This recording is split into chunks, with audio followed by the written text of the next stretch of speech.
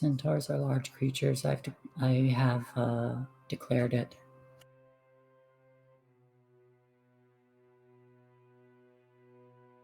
It is true.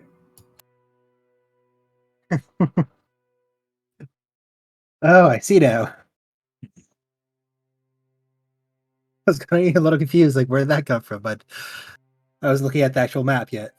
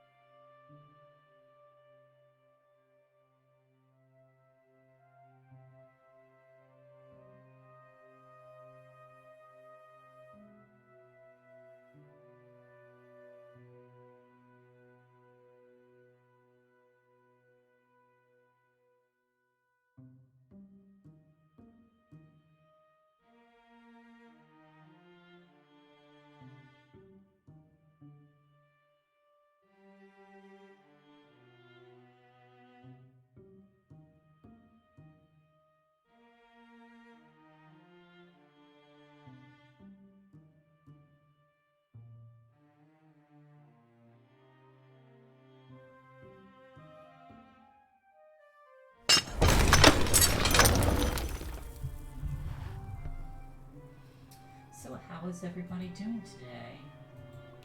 Try again. So how is everybody doing today? Tired. But I survived. I think that's everybody. Trying to work out the kinks from having spent 3 days at a badly adjusted office desk and just suddenly realizing that, okay, that's stress. A few muscles I hadn't used in a couple of years. But it'll be fine. That's uncomfortable.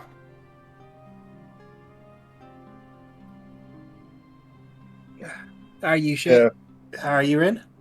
Oh, nobody comes back. We'll ask him, I suppose. Ren's just getting a drink, and then we're gonna be good to go. I'm doing all right. I'm not bad. Good to hear. Good to hear. Is Striker not joining us tonight? Sorry? Is it Striker not joining us tonight? Or are they just running late? I do not know. They are probably not going to be here today. Alrighty. They weren't around yesterday either. They are apparently working extra late tonight and kind of found out last minute, so it's Oh, not fun. yeah.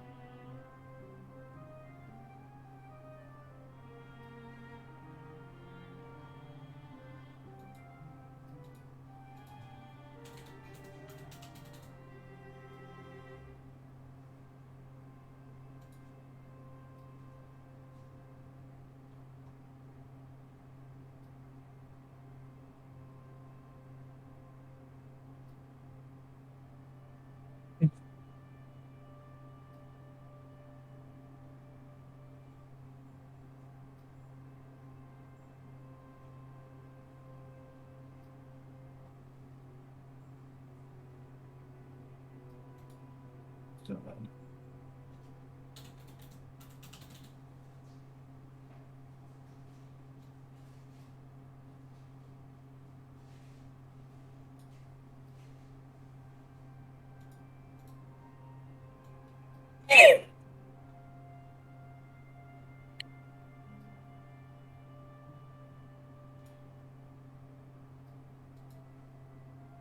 Oh, Shae, the thing I forgot to ask last week.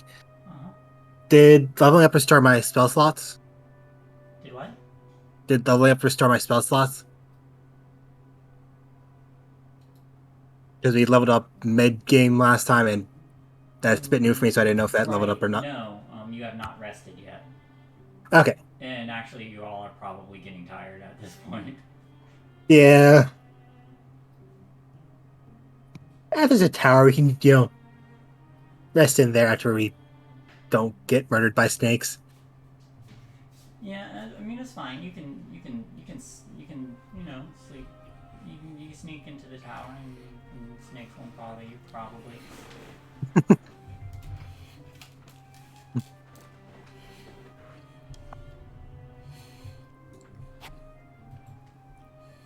Hello. Hello. Hey. Apologies for my delay. I needed to find something to snack on after waking up. What did you No get? problem. What did you get? I remembered that I had a cereal bar that I was having for work snack that was still in my bag, so I scarfed it down very quickly. Oh. I do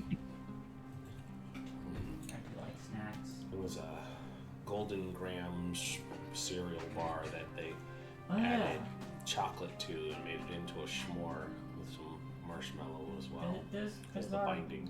yeah, those are usually pretty good. Loaded with sugar, not at all healthy as a breakfast substitute. The Cinnamon Toast Crunch one is the best, and the Lucky Charms one is a close second, but loaded with far too much sugar. Mm-hmm. Otherwise, hello. I'm going to take down the away screen, and here's our beautiful faces showing the Twitter page. That's okay. Look at the Twitter. Follow the Twitter. Follow the Twitter. Giant snail handout. Hello. Hello. This is our beautiful boy. Yeah. Our beautiful they them. Our beautiful snail. Our beautiful him her. I don't remember. Did we give it a name last week? We did not. Although I saw Happy, and I've decided that that's its name now. It's just happy. Yeah, because Happy. it's Happy Giant Snail, so it's like their name is Happy now. Yep. Okay. Oh, it's so cute. Okay, before we begin, I want to remind everybody that we have a wonderful sponsor, Grinding Coffee Co.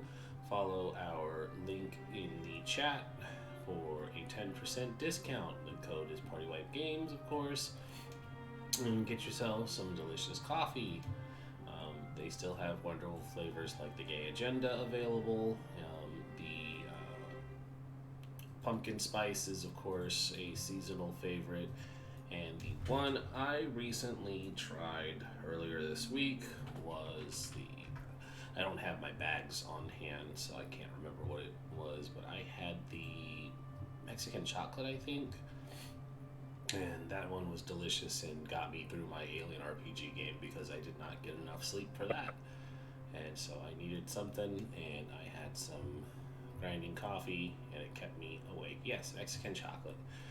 So hyping up the Mexican chocolate, it's chocolate, cinnamon, and vanilla.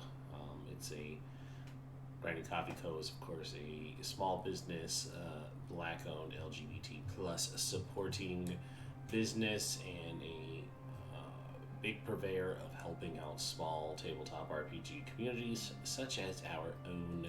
So follow them, give them some love, and tell them that PartyWipeGames sent you. Yeah.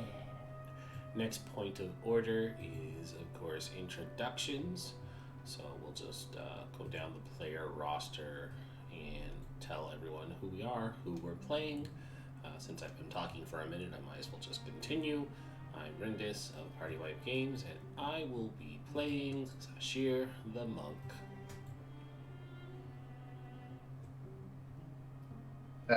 I'm Stefan, RQ Stefan by the handle, and I'm going to be portraying Uncle Konstantin, or Kostya, the Forest Gnome Ranger.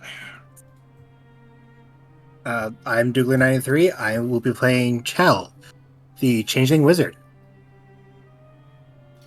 And our fourth player is not here today,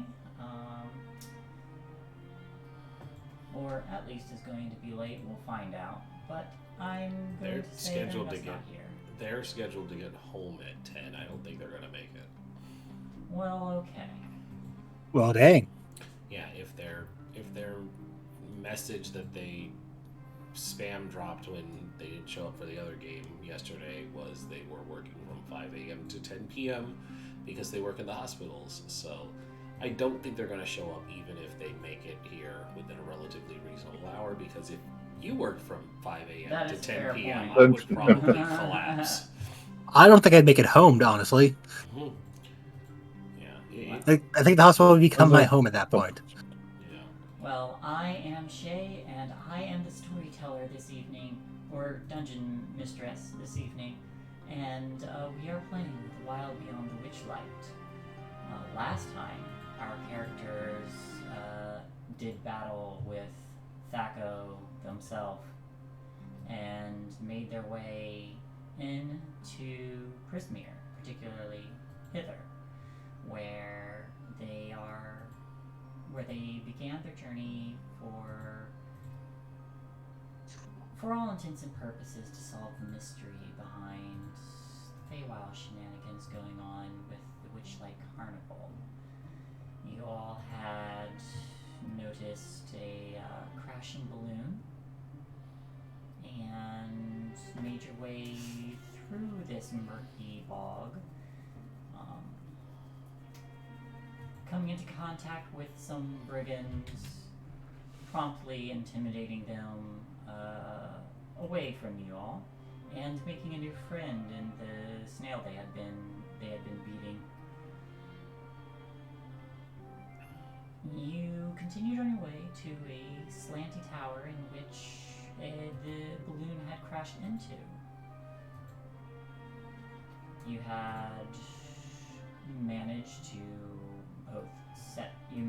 set free the inhabitant within, and in thanks gave you both information and his sword, which is, as a little fey dragon, this sword acts as a dagger, a +1 dagger. And I believe that's where we left off, with some interest in wanting to find out what was inside the tower. Yes, I had snuck past the snakes last time. Right.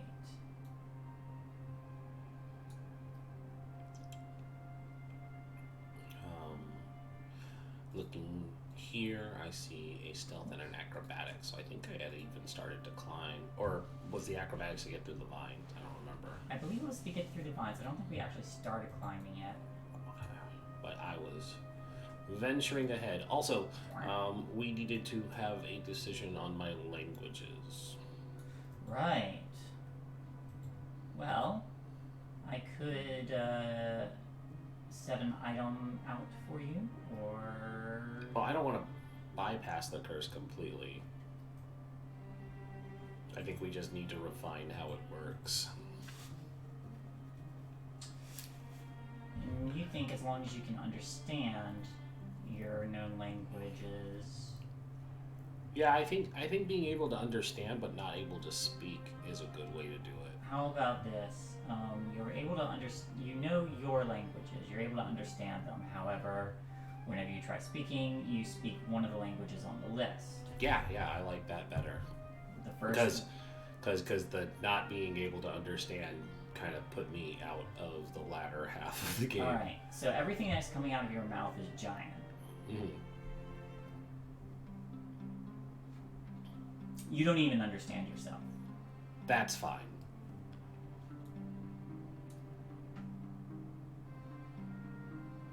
But I believe we left off with you Going reaching the far side of the tower, beyond where these giant snakes were.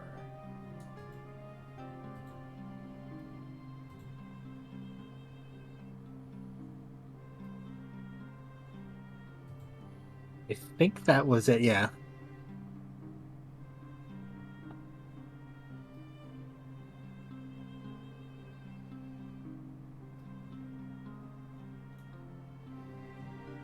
I can believe that. So what am I seeing here? From the base of the tower, there are a number of brambles that kind of like curl up around it, providing cover. You hear the gentle, the steady hissing of breaths kind of within these brambles, but you also see that this tower is at a very extreme angle. You have not peered inside. It is a solid stone tower. There are handholds in the little divots, but you can attempt to scale it if you so desired. I do so desire. Alright, give me a... Oh, wasn't it scalable because it was at the weird 45-degree angle? Mm-hmm. Okay, yeah, I'm gonna go up that side. Alright, just give me an athletics check. DC's not super hard. Not at the angle you're going. Athletics. 11.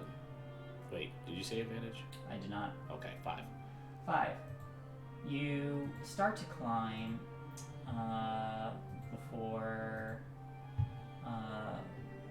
before being underneath this bramble patch. You see that there are a number of thorny vines in the way. Go ahead and give me an acrobatics check. I could do that far better. 22 Okay. or 22. You don't scrape yourself up on these vines. You can either continue ahead or I will continue bravely ahead. all right.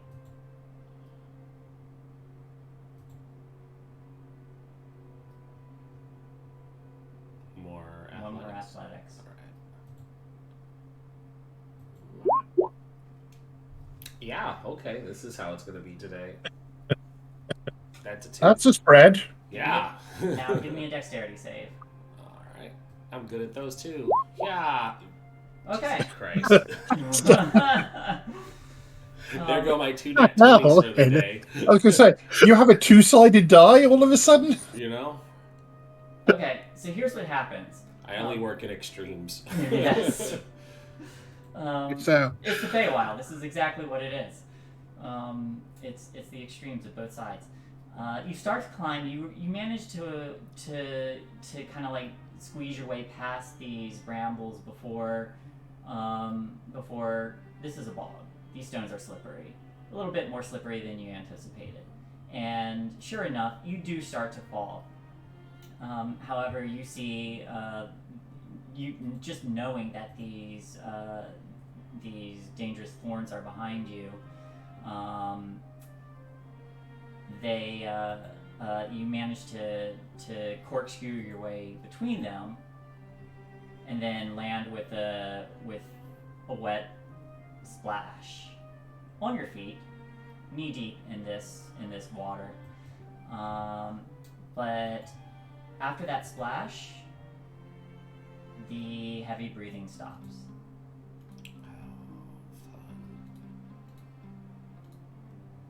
I'm just gonna stay perfectly still and listen.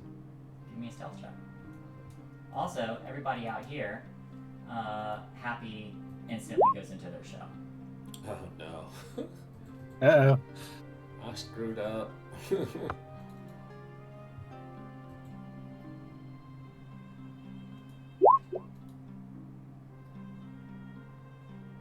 Okay. You see, kind of like curling around the corner, a large, very, very big snake. And it's just kind of wading through this water. Even with the water levels rising, its full body does not sink into it. It does not notice you.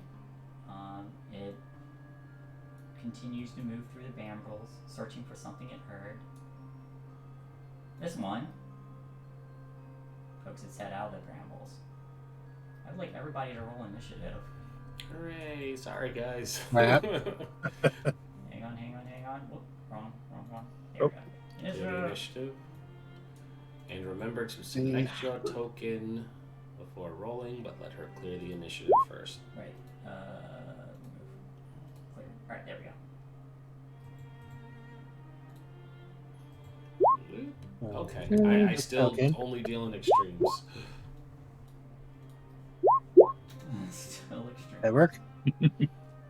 Yay, it worked. And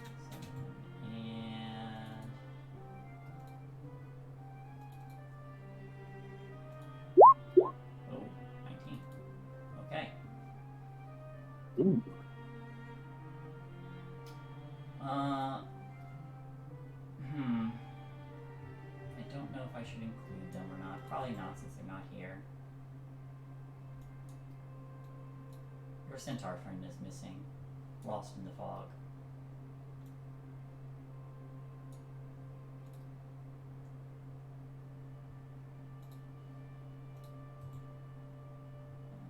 And let's give you a nice.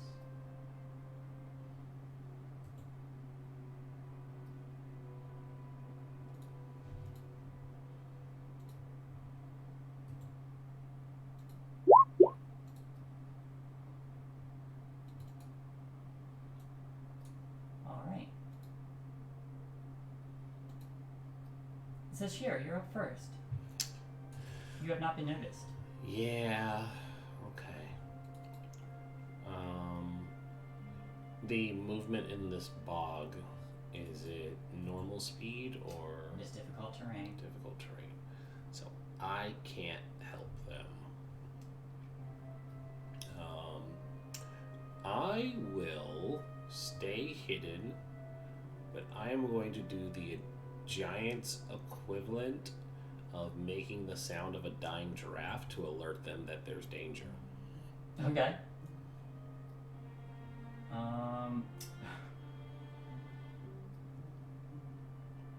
It probably just sounds like Mongolian throat singing. You all hear Mongolian throat singing. Give me a performance check. Certainly. 16. Okay. Alright. Anything else? I'll treat that as an action. So I'll go 5, 10, 20, 30. That'll be me. Alright. I have to remember that we still have the same amount of resources, like my key. Okay. Yeah, that's me. Now,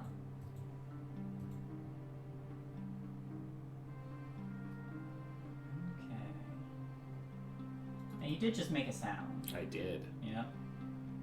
Would you like me to re-stealth? Do you intend to re-stealth? I would prefer not to be noticed. Make another stealth, this time at disadvantage. Well, you Never have mind. 22 or 22. Jesus. Alright.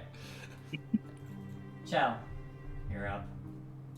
Okay, A snake with a head as large as yourself just poked out of the brambles.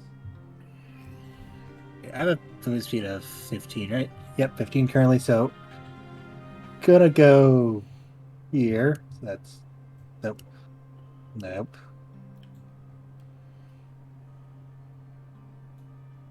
One. Two. And I don't want it to go towards happy. Okay. So I'm going to use I'm going to use Cloud of Daggers, which that for me? What's that do again? There we go. Fill the air, Hey. spinning drivers and cube 5 feet on each side, centered on a point within range. So I want to start it here, go there, there, and up. Okay. So wants to go towards Happy, has to go through the cloud of daggers. So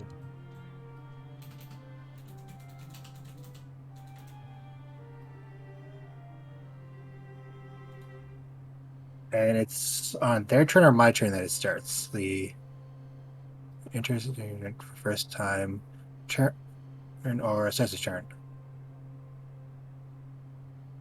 Okay, so if it starts its turn there.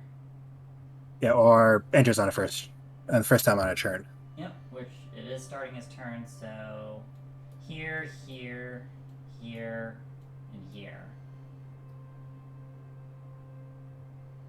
Correct? Yes. Okay, this one's the center point. Yes. Okay, got it. Alright. When we get to that, you will roll damage. Alrighty. This one is still looking. See if it actually... Nope. Rolled well. It heard a dying Mongolian giraffe. It is looking for this meal. Konsta.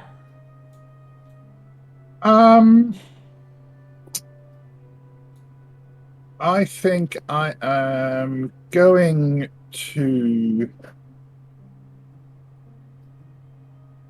Hunter's Mark.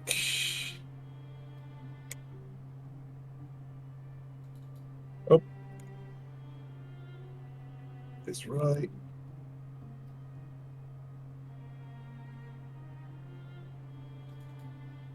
The snake on our side, and then push an arrow towards it. So we'll see. Okay, don't restart now. So we'll shoot off the arrow and see what happens.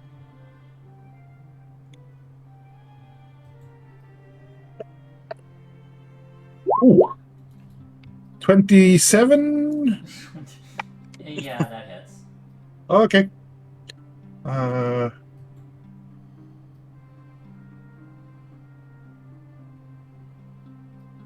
So that is 5 points plus Hunter's Mark 4, so 9 points in total. Alright. So you release this arrow as this massive constrictor peers out from the brambles and immediately hits this thing, and then there's a loud as this thing starts to raise up. A cloud of daggers appearing before it as well. Happy staying in a shell. Don't get noticed, Happy. Yeah, let's see if he how unnoticeable he is. Damn my mouth. Aye, not bad.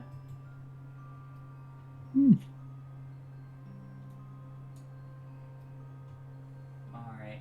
It appears that this massive snake, originally with eyes on that big juicy prize left right there, is suddenly much more well aware of actual dangers here. So roll me that damage. Okay, and that is 44. Yeah, it actually saves. Take 5. 11.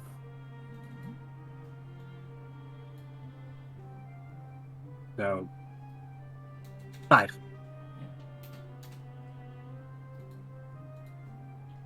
And is immediately going to start making its way out of the cloud of daggers and towards Constantine.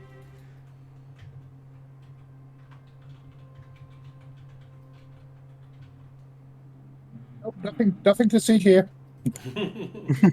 Just a gnome with an improbably large bow.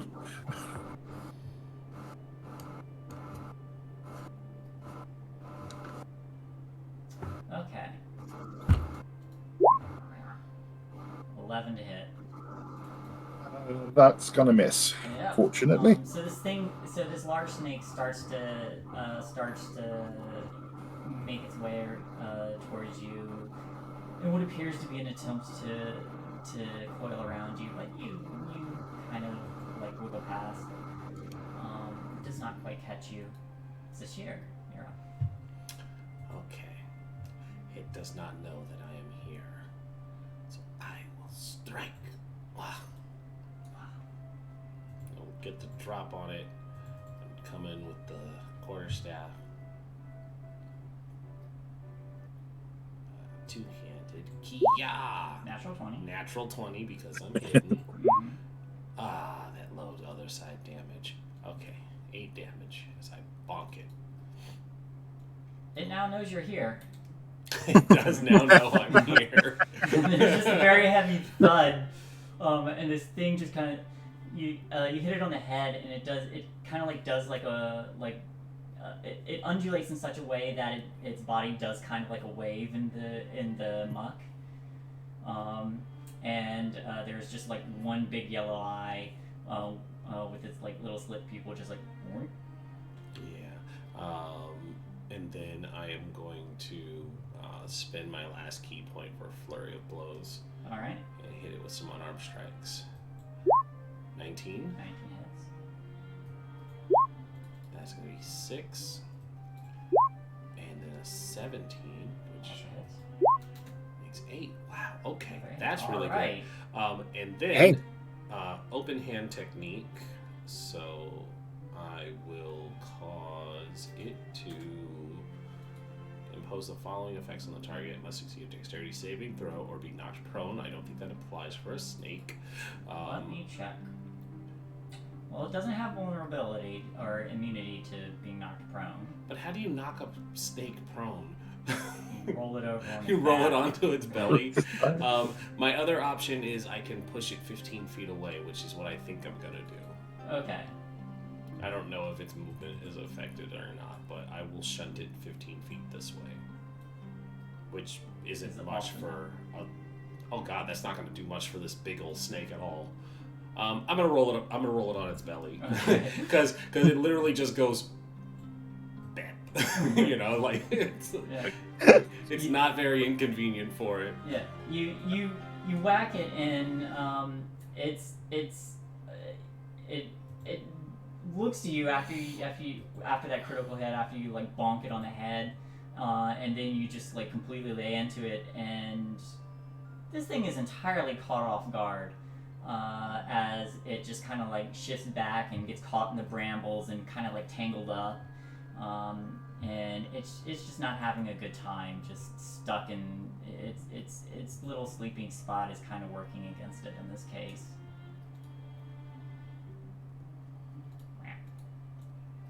It needs a dex save. Really dex save. Yeah, I'm gonna roll it on its belly. Yeah. Well, Okay, that's fine.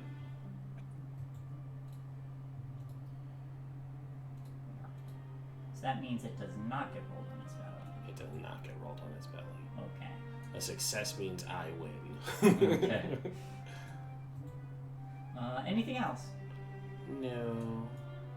All right. Jell, you're up. Okay. I'm going to go up this time, so I'm not running off the map.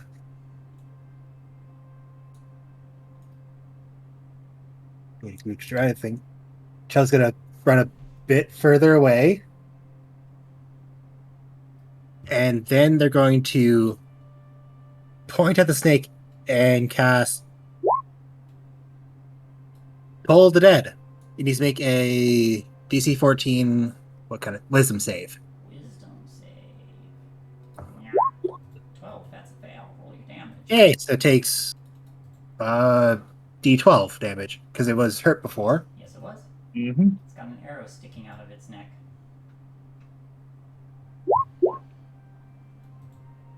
7 damage. Alright. And is that all that does? Right. I believe so. Okay, that'll be my turn. Anything else? Nope. Can't really do anything else. Alrighty.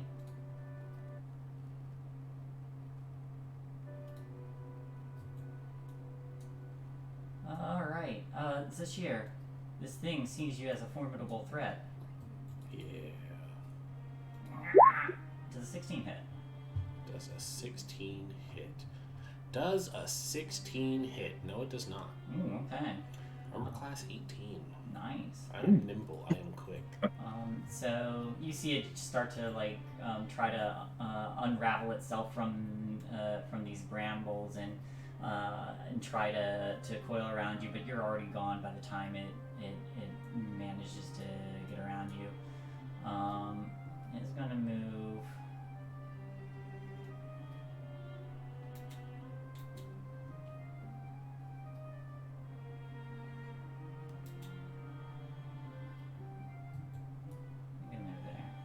Okay.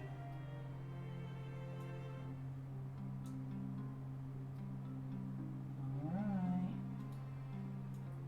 Constantine.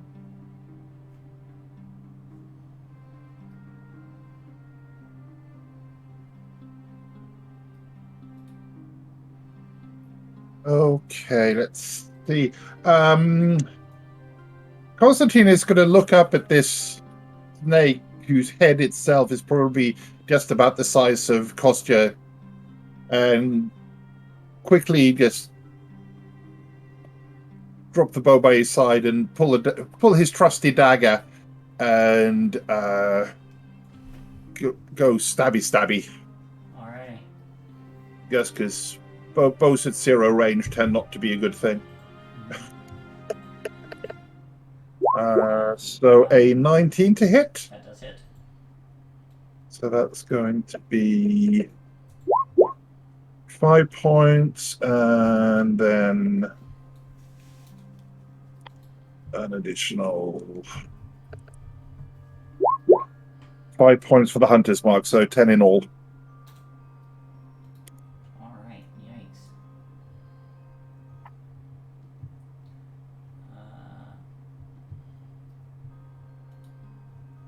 Happy pokes one little eye stalk out, and then it goes back in.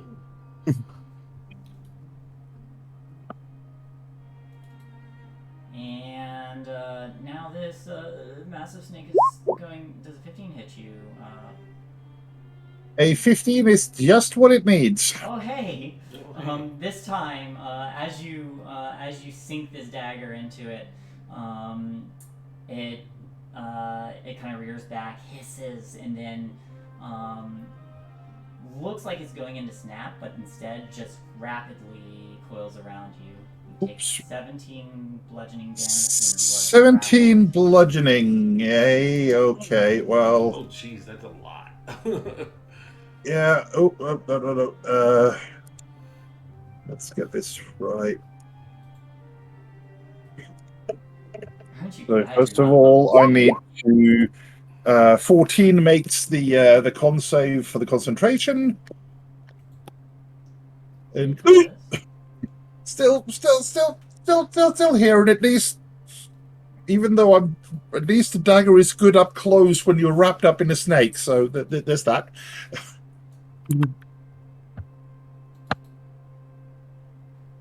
So for this, until this grapple ends, you are considered restrained, and this snake cannot constrict around another target.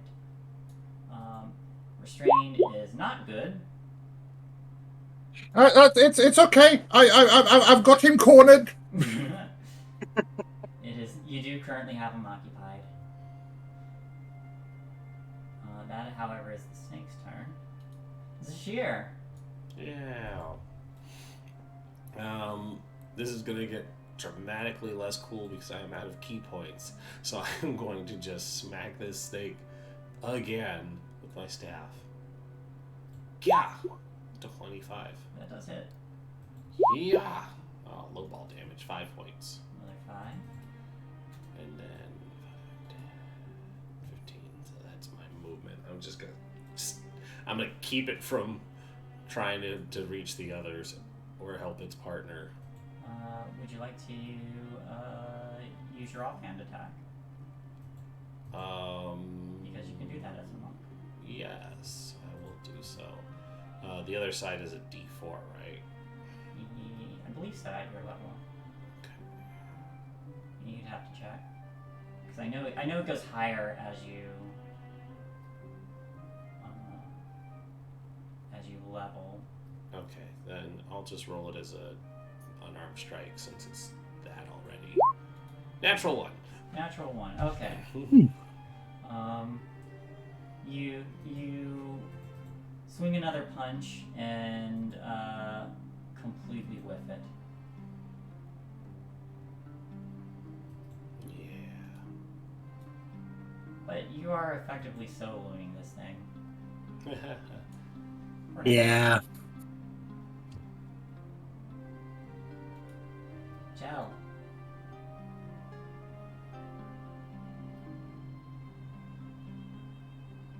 Okay. Okay. Can't use any of those because I don't have those spell slots.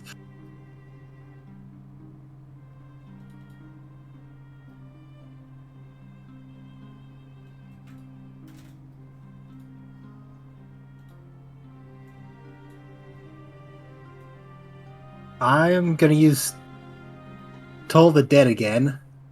Alright.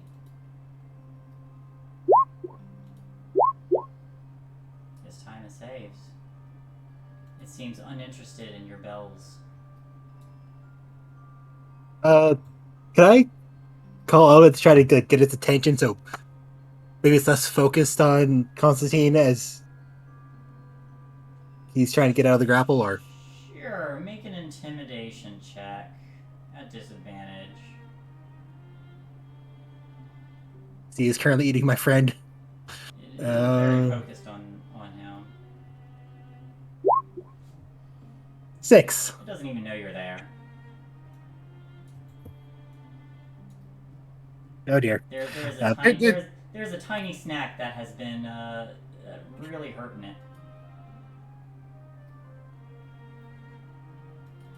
And against this here. Whoa. Low ball damage. Oh. It is a natural 20. It is a natural 20. And yikes, that still hurts. It's 16 still hurts, damage. yes. That was 48. 16. Still more than half my health. Yeah. These are nasty monsters. Y'all. Yeah. But you are now considered restrained. As long as you are grappled. I'm not trapped here with it. It's trapped here with me.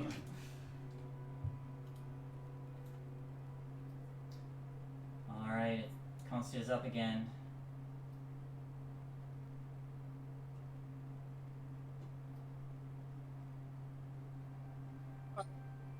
Constantine is going to wiggle his nose and then sneeze very loudly. Normally for this effect, he'd be sneezing up into his beard, but being grappled, unfortunately, he's a evil gnome because he's not wearing a mask, but it does mean that he bonus action misty steps away. Oh. Down here somewhere, followed by a quick cure wounds. Okay. To both of those are leveled spells. I believe you can only do a level spell. the misty step is more of an ability. Gotcha. Alright. In this case, That is one way to circumvent that. for a massive 1 point. Yep. We'll take all we can get. What is your... Ooh. Okay. Oh dear.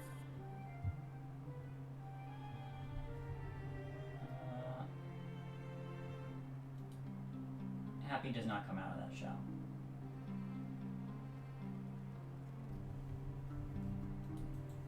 And seeing that its meal just poofed away, and there's another bigger one in front of it.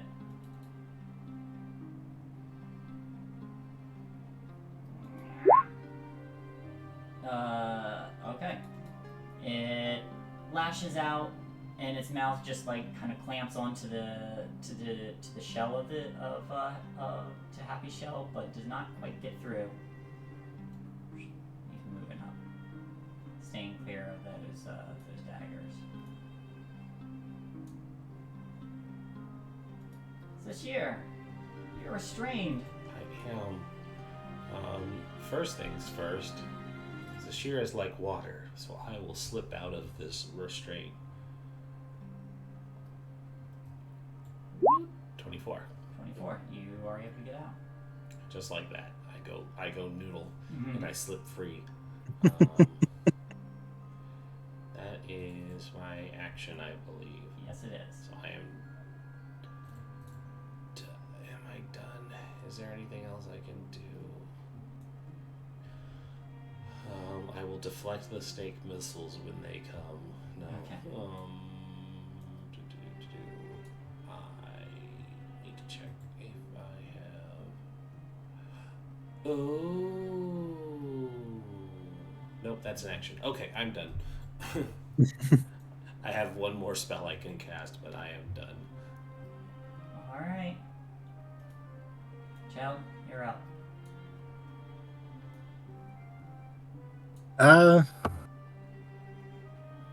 Gonna try Firebolt this time. All right. That hits. Yes, and 7 damage. All right. So you fling this little mote of fire, and as it strikes the scaly hide of this massive snake, it gives up on trying to consume Happy and turns in your direction. Okay, I'm gonna run away a bit more. Okay. So another 15. So 1. And 10 off. Got it. Yeah.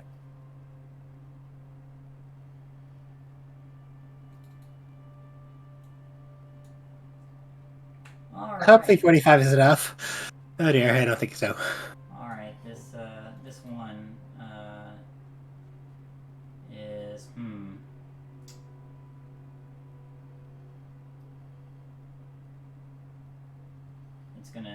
this one's gonna try to snag Sashir again. 19 to hit.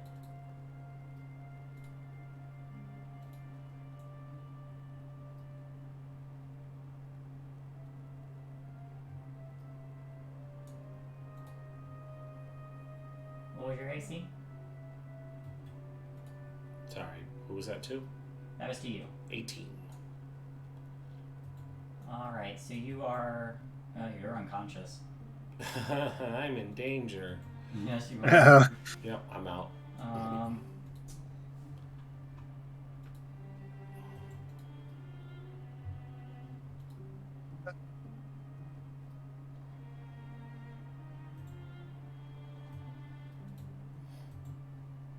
Emmett, sensing their friend is in danger, enters the combat.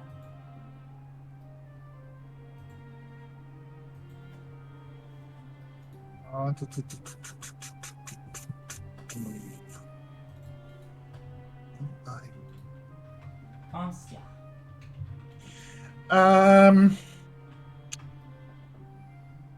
Costa is going Odrat. because he only has moved 25. So it will take him... Well, maybe it is. He's going to... I don't think the timing will work, but he's going to try. So he will go... He will dash along.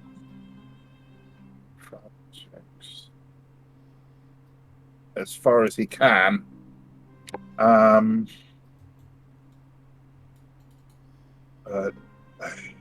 Fortunately, having used his Misty Step already, he's not got it available, so doesn't have any. Oh, maybe. No, that's a can't do that. So, yep, that's all he can do. Okay.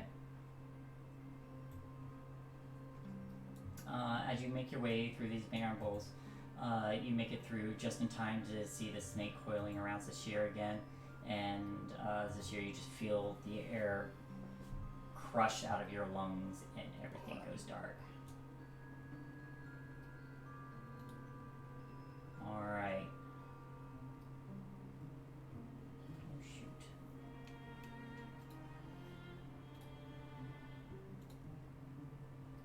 What we got?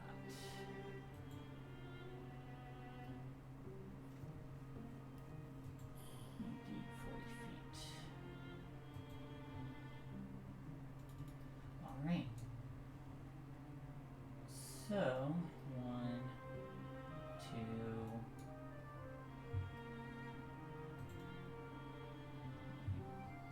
Sorry, 10, 20.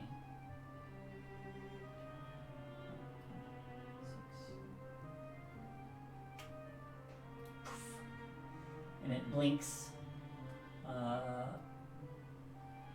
sidestepping the massive snake and the cloud of daggers all together, and continues making their pursuit. And we'll have to dash. 2, 3, 4. We can get that far.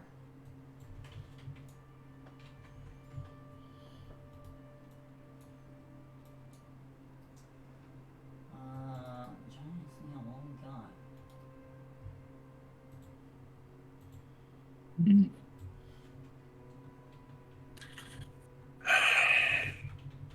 Can't do anything because he's in a shell. Alright. This one. Do I? You're 10 off, so 5, 10, Of course I don't. 30. Doesn't quite make it to you to do a constrict attack. However, its bite has a range of 10 as it's as this massive snake lashes out towards you, Chow. Gets better. It's a 13 to hit.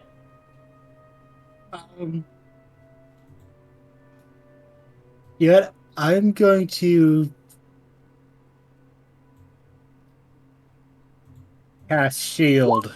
Yay. All right. So as this fanged maul comes towards you, you throw your hands up and the Shimmering Shield appears before boom, it just kind of bounces off.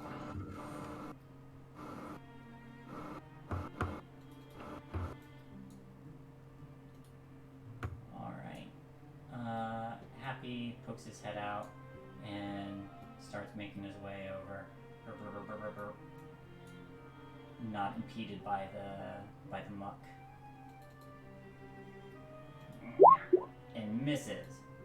Oh, He just goes and kind of like slops onto the snake that doesn't seem to notice him. You notice there's a little face just staring at you, just sitting on top of Happy. Happy the Imp are saving me. It's a sheer death save. I got a good feeling about this, guys. At least it's not a natural one like I was expecting. I think. Yeah. Yeah. Well, the issue now being, can we get to you before somebody it makes an attack, which will kill me. Yeah.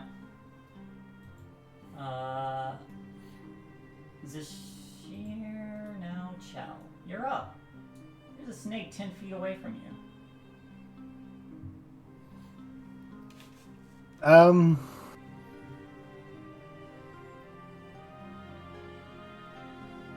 If I try to go away, will I proc a attack opportunity?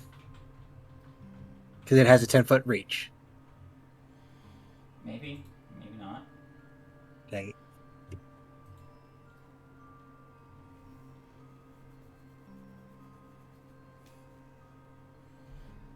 Also, Ren, roll me 1d8. Me? Okay. No, shoot Right. me. Sorry. 4. 4. Okay. Okay. No, that's just for me. Okay.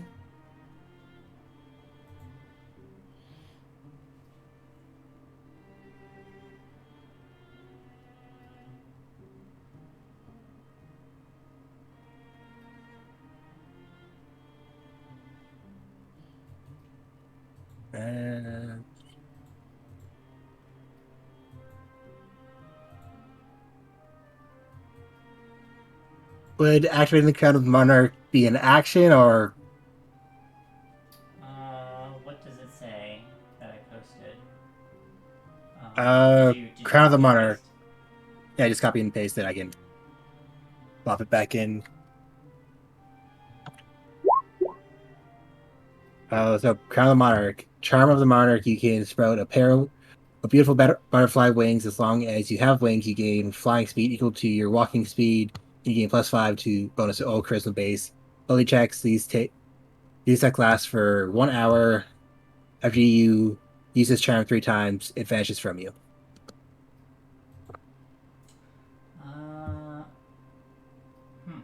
Well, it doesn't say, so I guess you can just sprout them at will, if you so choose.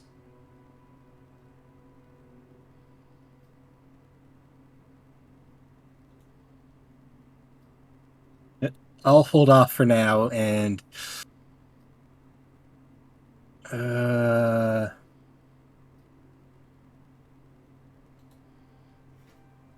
use Toll of the Dead.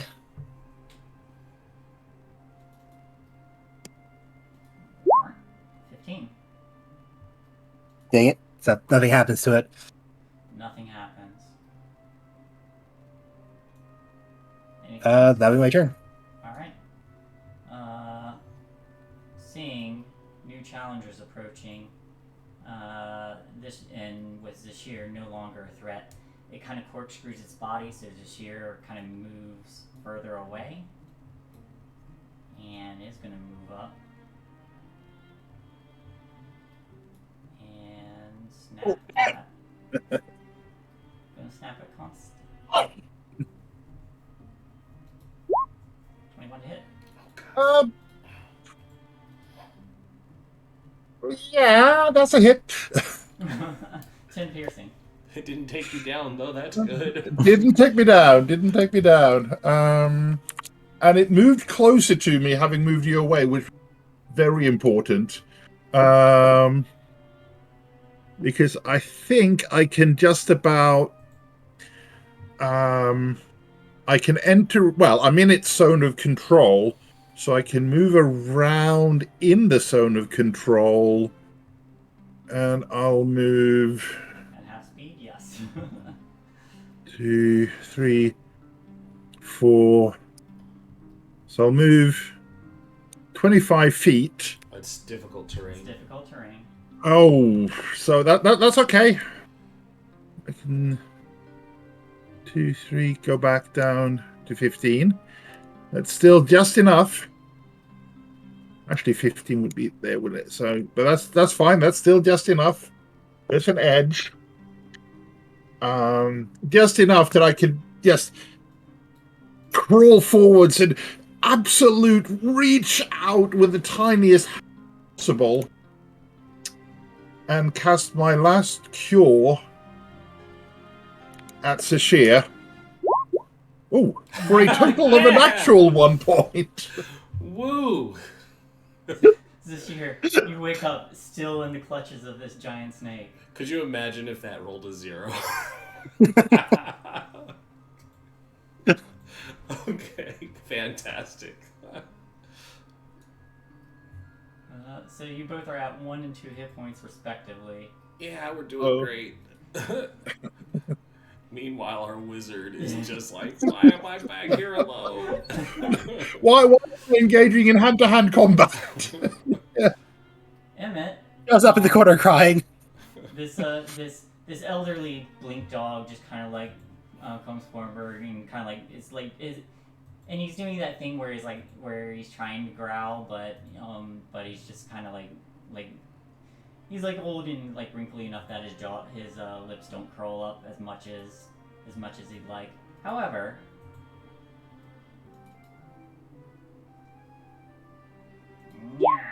he does latch onto this massive snake, sinking his teeth into it, doing a little bit of damage. Ooh.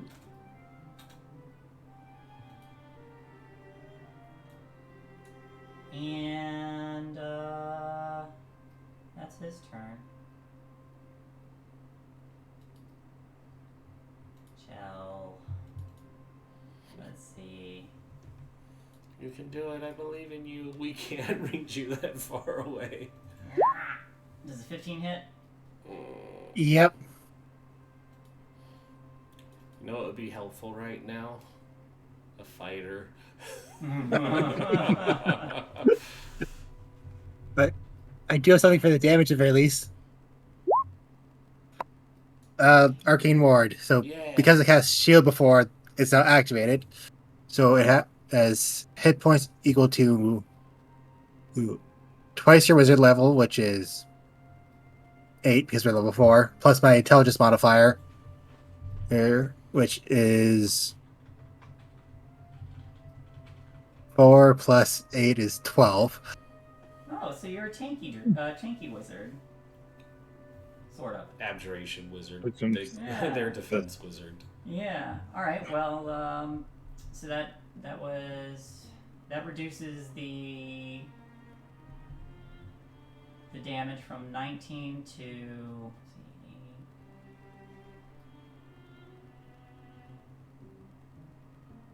17. Not 17, it's 7. No. Yeah, 7. Yeah. All right. Well, you take 7 damage, but you are still restrained now.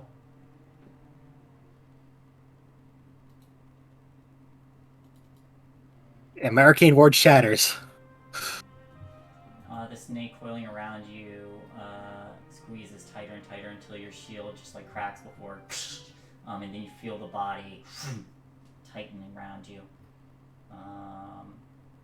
Happy misses. Oh, that 22 on the other side. Yeah, Happy's trying. He's sure you're awake, but for how long?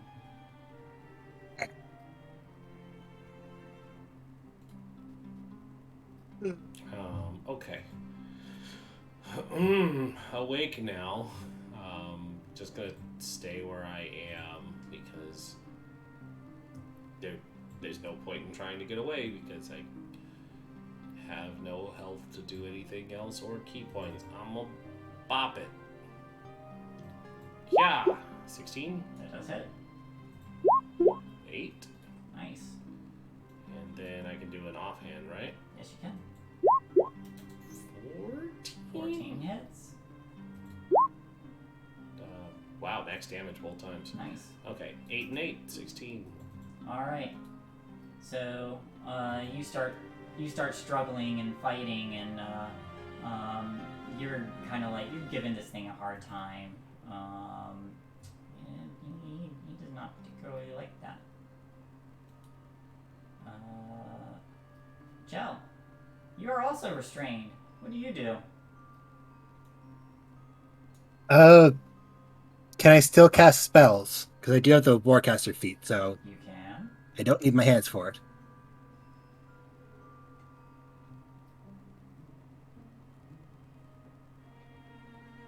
Sorry, did you say yes or no? You can. Yes. Okay, so I don't have anything that can help me get it out.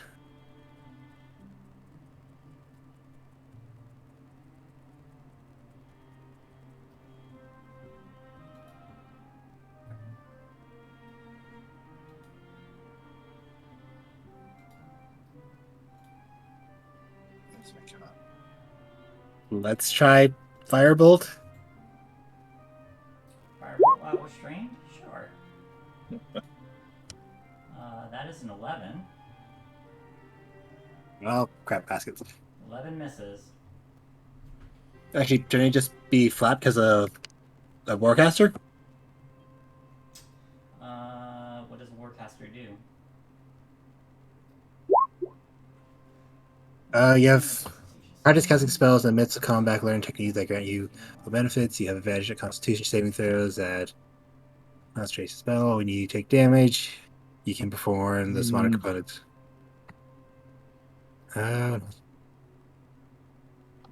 It is disadvantaged because you are 1 in melee and 2 restrained. Okay. You can perform somatic components. But it's all range attack into melee. Yeah. Damn it. Yeah. Yeah, it's not like you're immobilized. Alright. That is turn. Okie dokie. Happy, save me, please. Bring the hurt snakes. That is this snake turns around and snaps again at you, Sashir. I welcome death. I don't. Please don't hurt me. It is an 18. You are restrained. I am restrained, and that will hit. You are unconscious again. Yop. Just kind of nods at Constantine and goes back down. Alright, you did a lot of damage to him. I did. A ton of damage. Mm-hmm. You are the only one that's damaged this thing. I've done a consistent amount of near max damage. However, everything goes dark again as its mouth just encompasses you, half of you anyway. Oh no. All right. Yeah. That is. Roll me another d8. That is what I need. Okay. 3. 3. All right.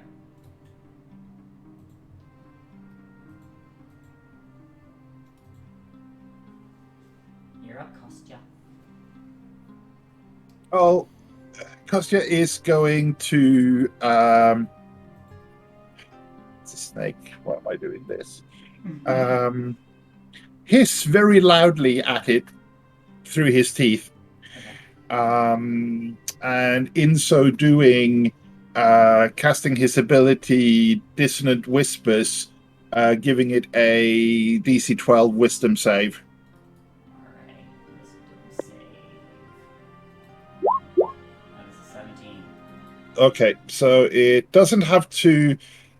Unfortunately, that means that it doesn't have to spend its action immediately backing away, but it will take half of 3d6. So it will take 5. 5. Oof. Okay. This thing is bleeding from its eyes.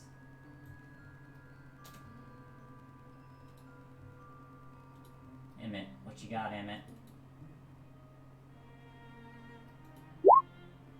Oh no. Nope.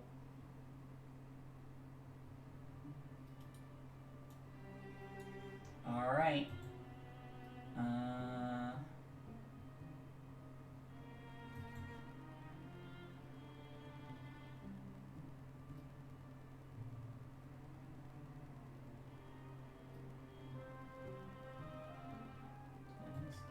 Nope. Okay. Chell, you're still in its mouth. Or not Oh, its dear. mouth, but you're held by it. That is a natural 20.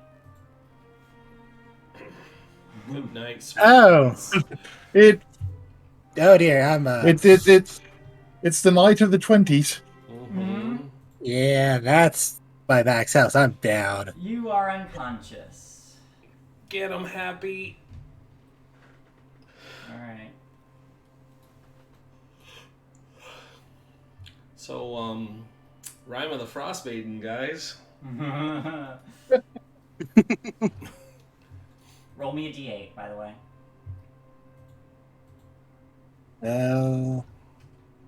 D8. 6. All right.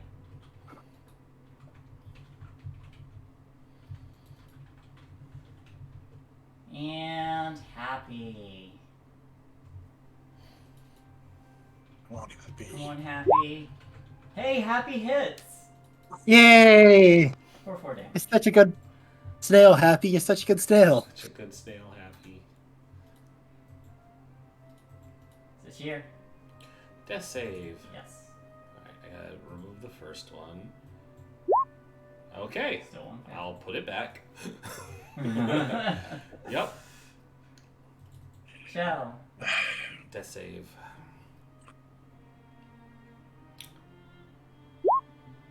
Hey, that's a good Yeah. sign. One success. It means you'll live through the next That's the fight. next round. Yep. You'll live through the next You'll fight. survive the next round.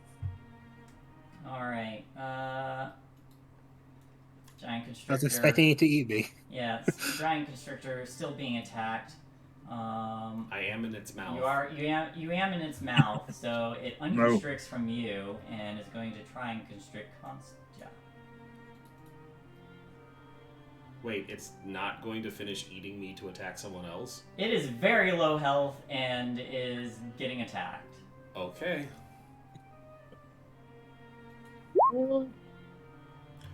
Well, that is game. We are dead. Channel name lives Save up. you. Emmett could save us.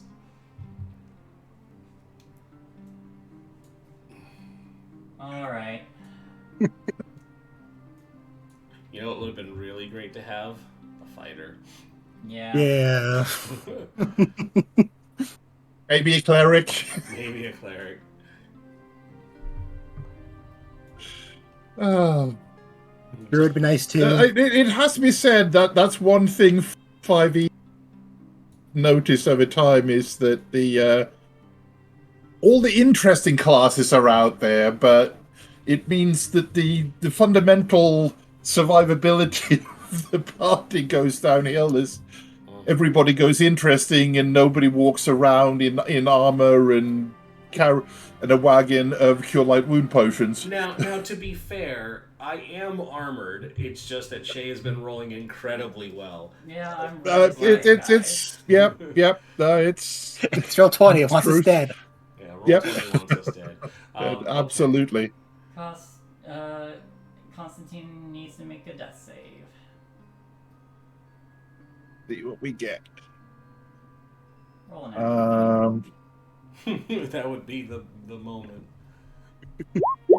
Oh my god! You wake up and can take your turn.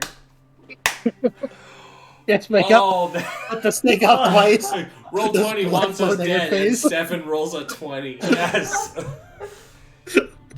Alright. It's called Roll20 for a reason. Oh, Yes. okay. Bonus action, move the hunter's mark onto the one I'm under. Okay. The one that's constricting me, and then strike out at it with the dagger. Do it. Let's see what that gives us. Now, I'm still at disadvantage because I'm constricted. But I think I'll be okay with an 18. So that is going to be...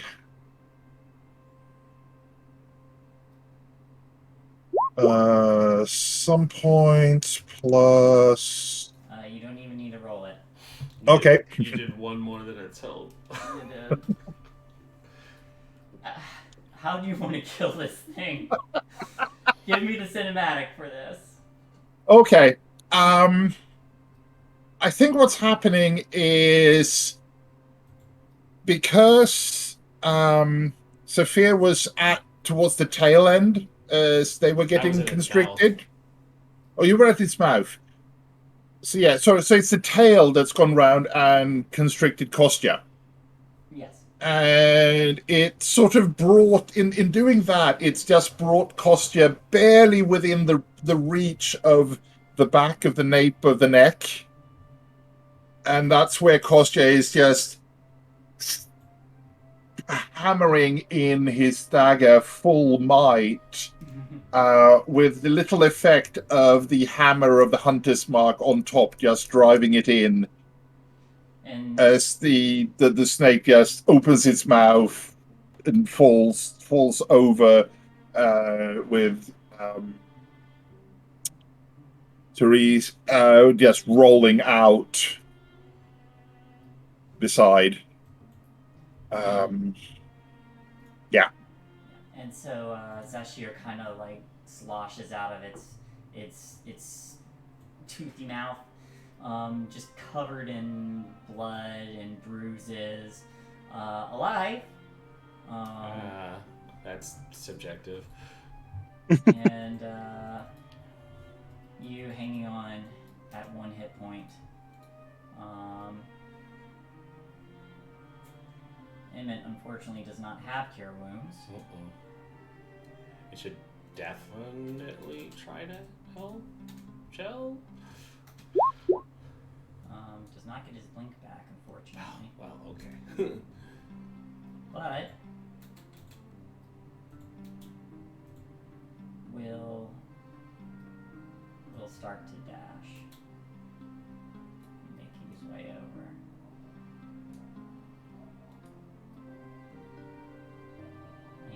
And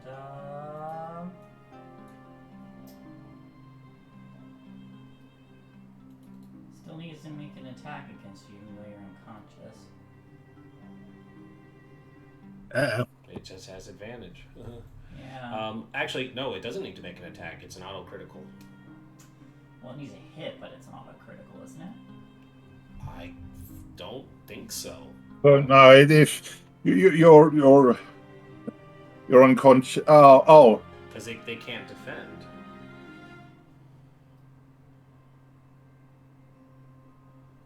Okay.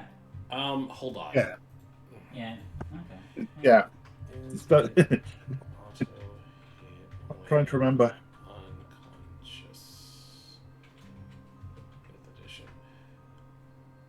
If an unconscious character takes damage while at 0, they automatically fail 1 death saving throw. Do death saving throws if the damage is from critical hit, massive damage, blah blah blah. But also that's not very clear because it's an auto hit if they are helpless, which you are when you're unconscious.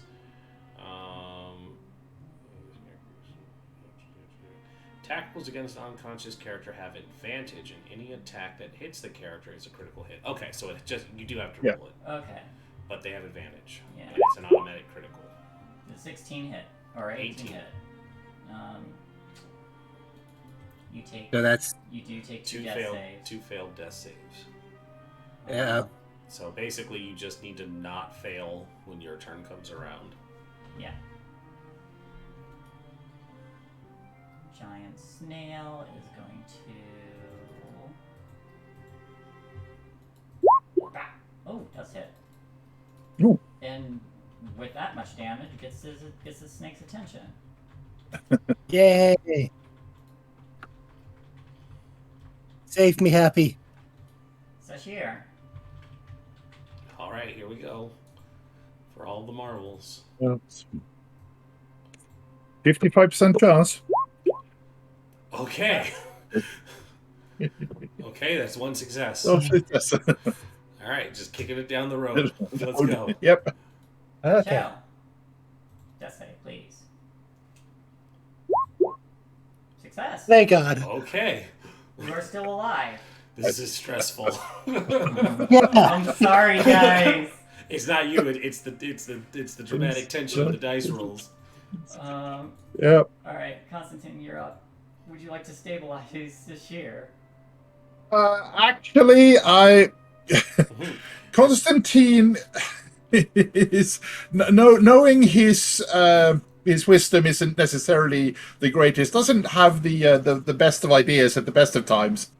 So he's actually going to move his hunter's mark back over to the other snake and shoot an arrow at it. I'm not even mad because getting rid of the dangerous thing is probably the best option at the moment anyways. All right, make your attack.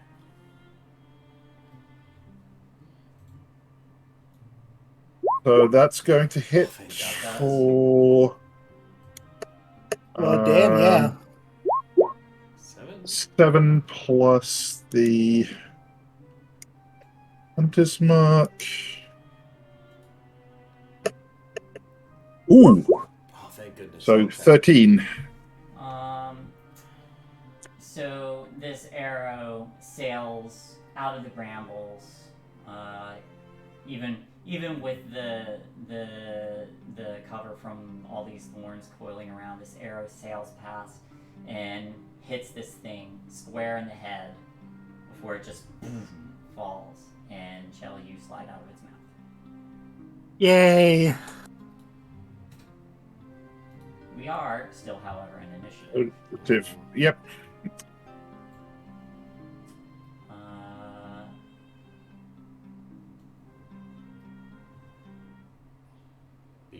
Blink Dog gets to lick somebody's face to stabilize? I mean, why not? Let's find out. Emmett, what's your medicine?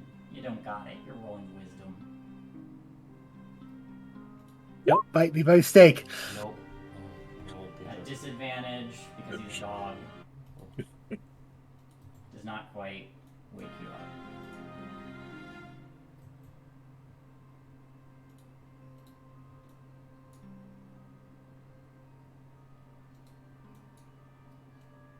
Happy's turn.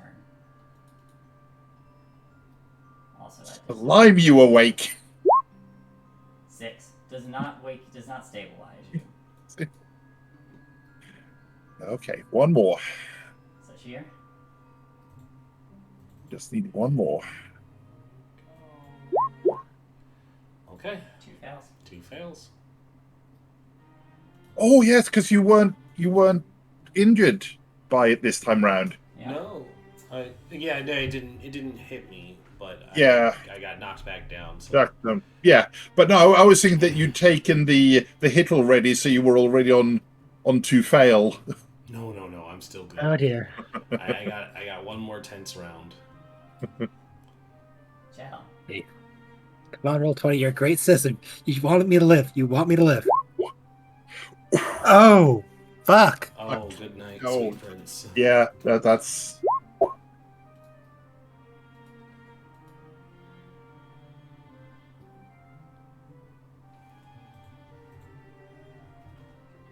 Damn. That's a clear message from the dice gods. Yeah, I should have told Roll20 to fuck off, then we'll actually let me live. It's like, Ooh, we saved one of you. What more do you want? and to be honest, that wasn't even roll 20. That was beyond the 20 on the death save. So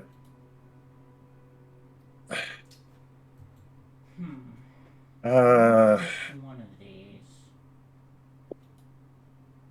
Let's find out. I think it's more interesting. Okay.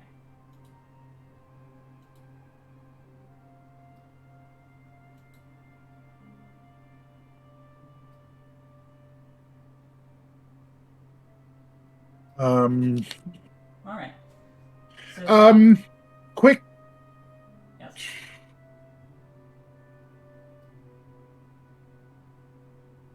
Quick possible sort of mini retcon here.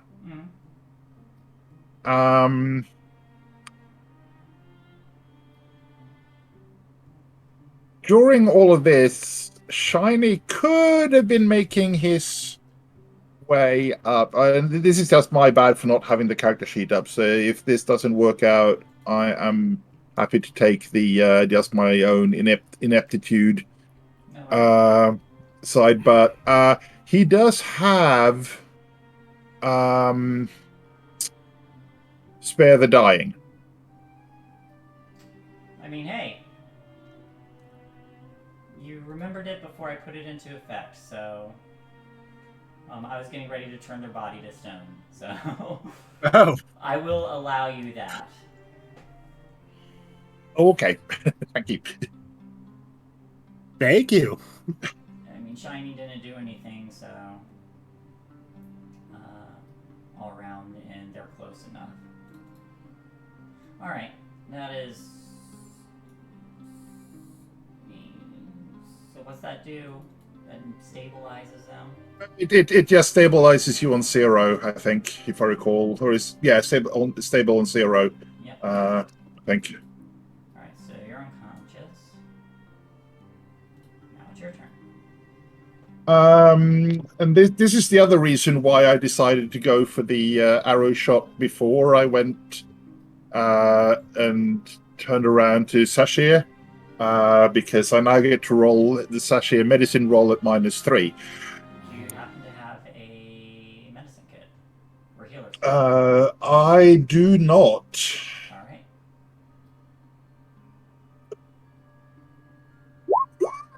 Yeah. Not yet. At least it's a dirty one. You stick your finger in the bite wounds and like, oh, is it helping? No. Or you have to plug the wound. Yeah. Apply pressure.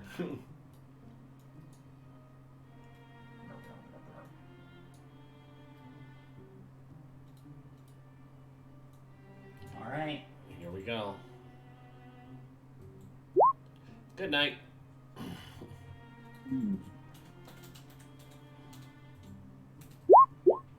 Oh shit. Oh shit.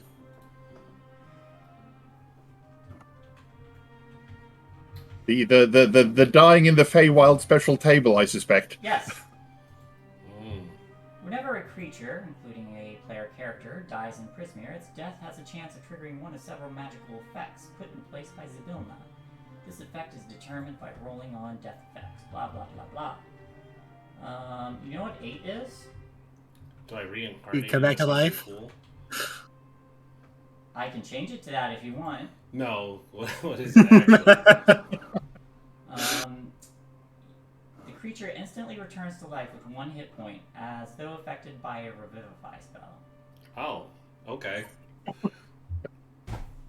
Hey, Like, no, that's incredibly handy. I almost turned Shell to stone. What happened to Shell? When I was rolling to decide what would happen on their death, Mm-hmm. before I said anything, he said that Shiny had the gentle repose. Like, Well, Like, that just preserves the body. Spare the dying. Oh, Spare the Dying is the one that stabilizes automatically. Yeah. Yeah, General Repose is something totally Yep. different. Which I was like, Oh, I'm sorry. Spare the Yeah, dying.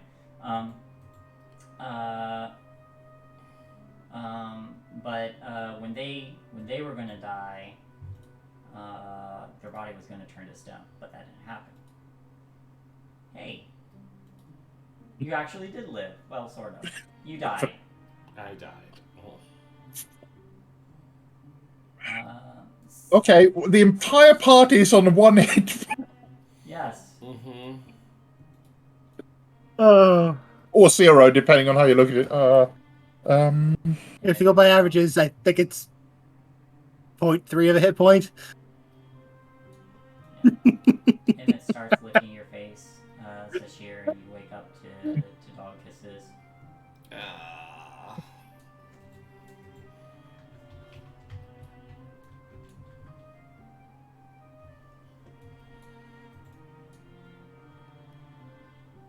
Oh, I just say something incomprehensible and giant. Mm-hmm.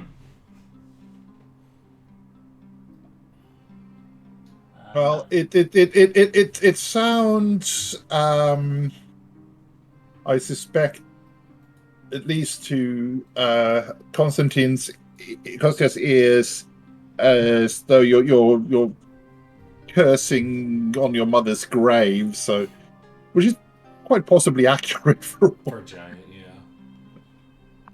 yeah.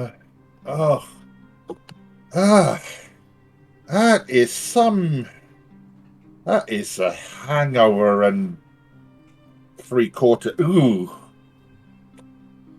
Why is it always snakes?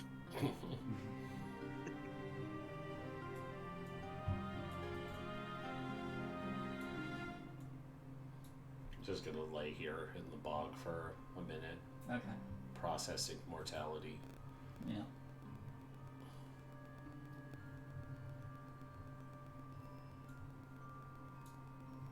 I'm just unconscious next to this on the snake, I suppose, or next to it. You're unconscious, and Paunch is just kind of like sitting on top of you. That sounds like what a cat would do.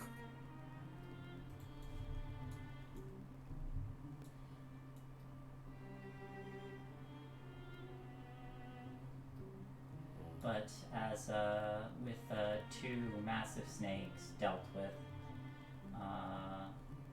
unfortunately I didn't roll anything fun on them. They just died. Mm-hmm.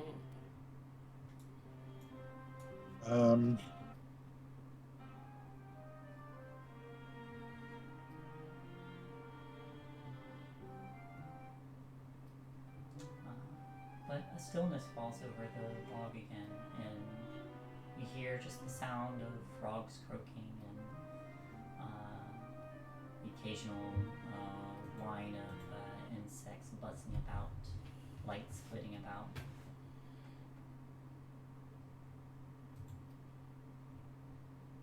Oh, the Miser bot just decided it was dead. Oh, there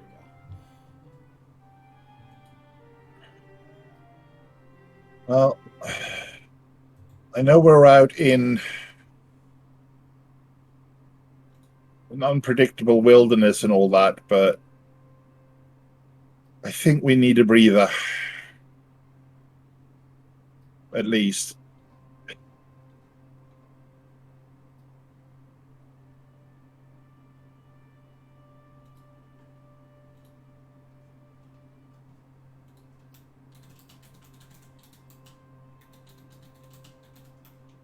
What do we say? Do we want to carry Shell up into the or up towards the tower and maybe pull along, or do we just gather? Should we just gather together, take a couple of quick guard duties, and hang out here for an hour or so in total?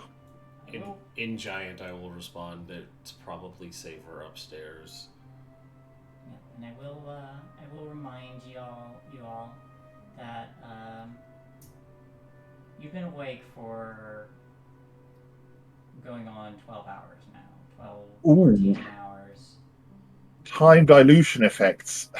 Yeah, it's you were awake throughout all the night for the festival, or for the carnival, and you have not rested.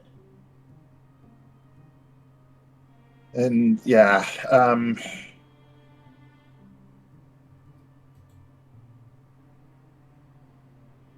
take the risk and go along, as it were.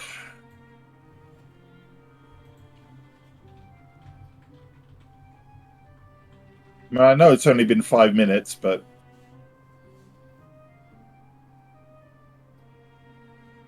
or do we just go short and try? Let's try.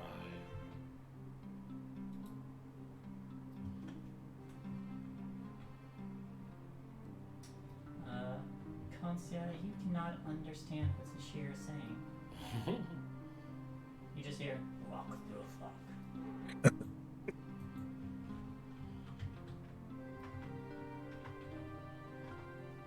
And then it summarily goes, tilts his head, confused. We'll just, Kostya will just hold up.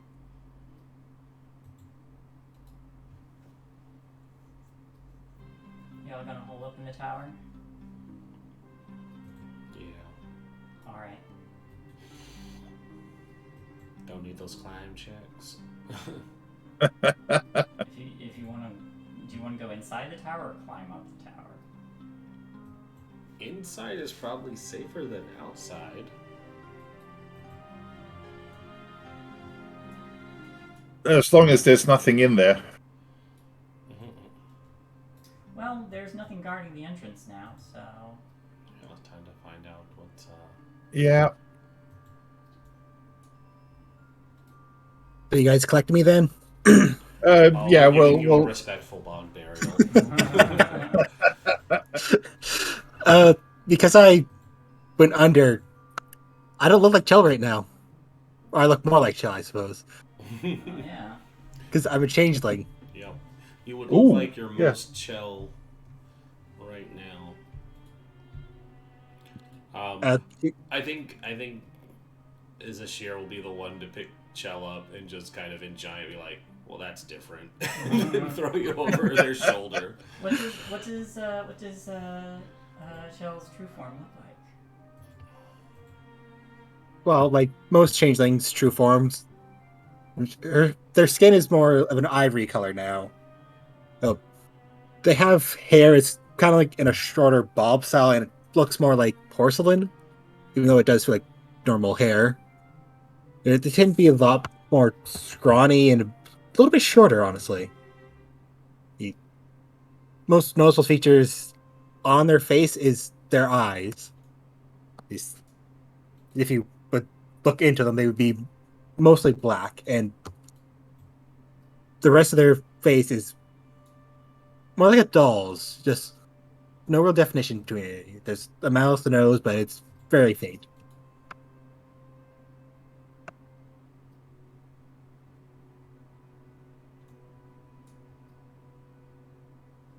Alright.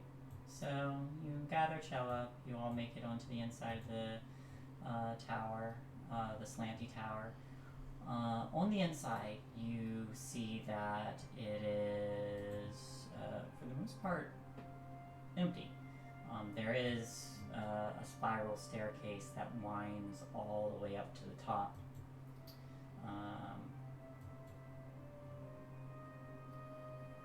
At a slant, of course. It is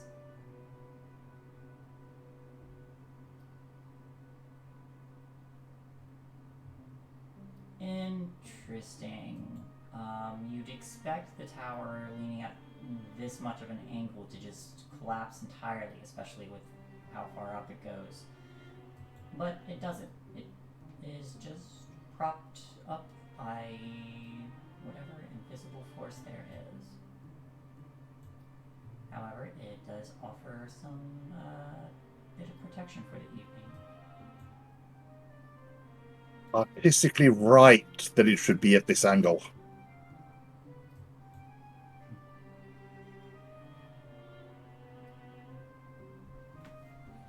Time to sleep. Time to sleep. Yeah. Alright. Let's see.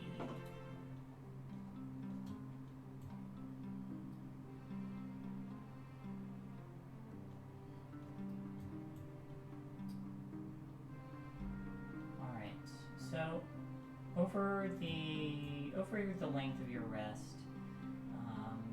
you would notice that water does tend to rise and fall and rise and fall every few hours. This water rises to about 10-20 feet, so you all do have to kind of set up camp a little higher up in this tower. But this water level rises up to about 20 feet before dropping down again to reveal the soggy, muddy underneath of it.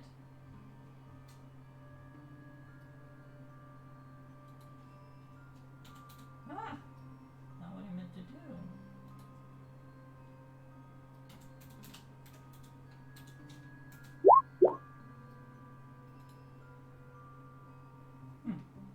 Fine.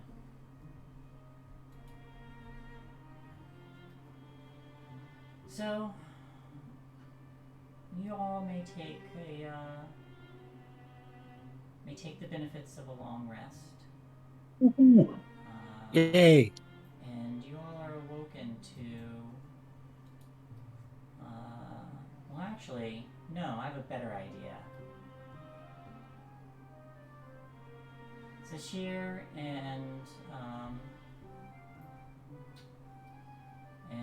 Kostya, you both You both wake to the sound of like a gentle rumbling, and it sounds like this rumbling is coming from outside. Emmett, Shiny, both lift their heads and stare, as if expecting something, but nothing comes. And this rumbling continues for a little while before it just goes quiet.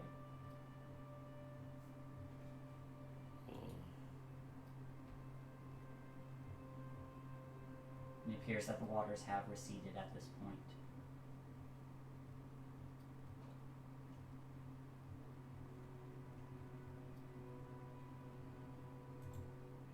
Kostya is just going to roll over in his bedroll, very quietly whisper,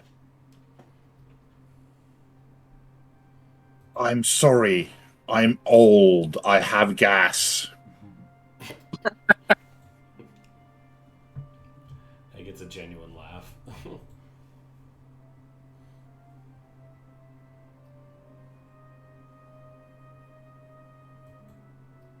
And go back to his semi-restful state.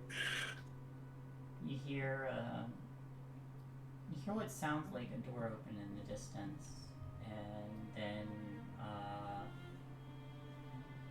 indistinct chatter going on before this door closes again, and you smell food. Scent of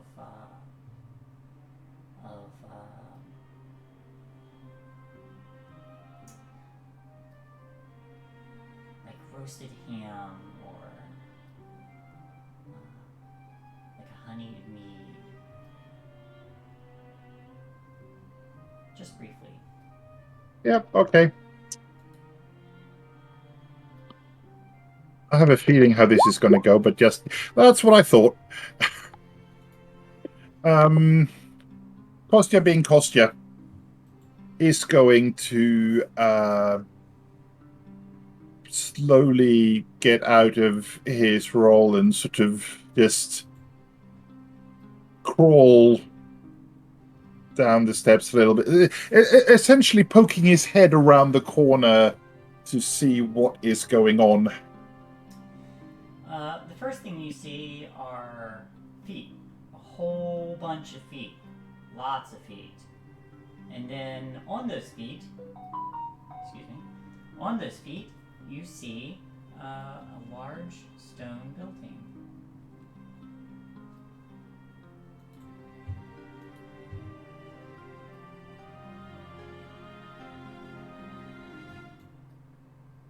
Ooh. Okay. Oh my.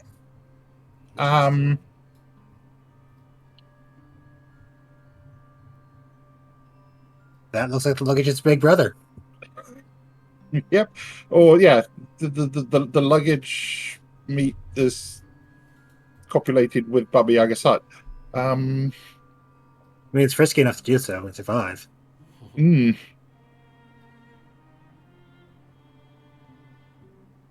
Well, it is the Feywild.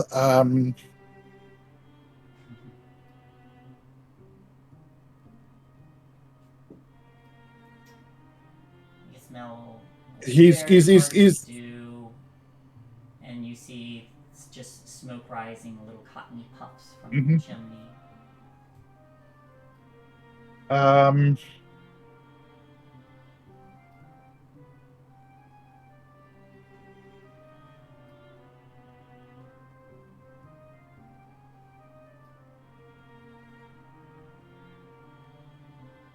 Kostya is going to just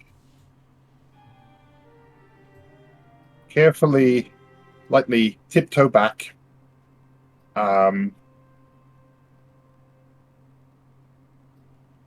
Get out a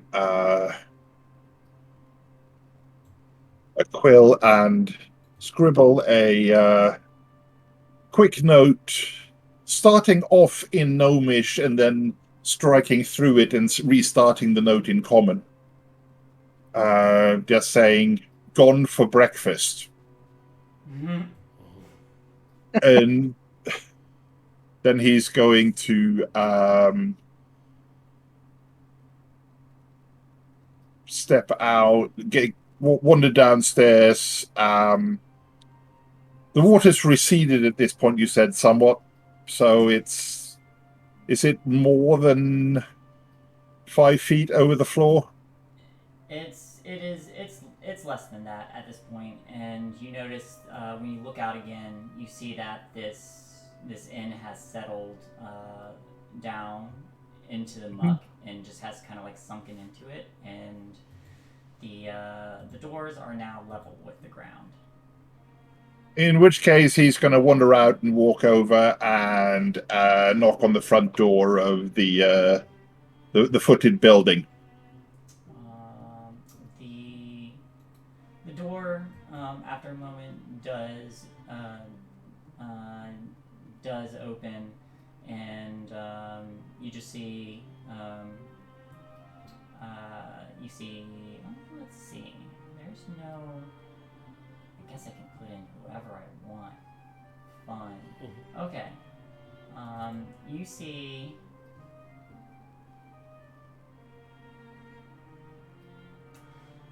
There's like a small gnome that kind of opens the door, and she says, "Oh, well, hello." Excuse me. Morning. I couldn't help but smell cooking. Well, yeah, this is an inn. Ooh. That's intensely useful. It's probably just what we need.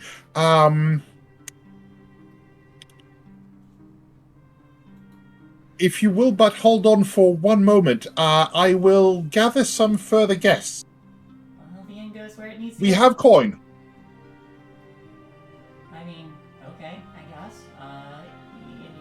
If you're looking for like beds and meals, you want to talk to Miss Harabacks. And this gnome kind of like turns around and points towards the back.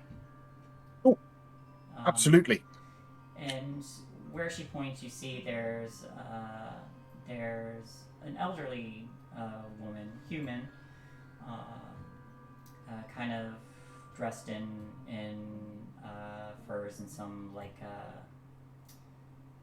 with like kind of like vine designs in the outfit, and she's currently serving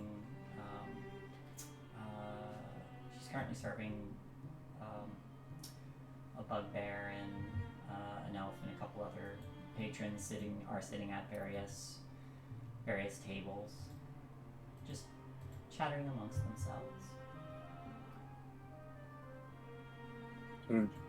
And moving through in a sort of very direct line. So, excuse me, pardon me, coming through.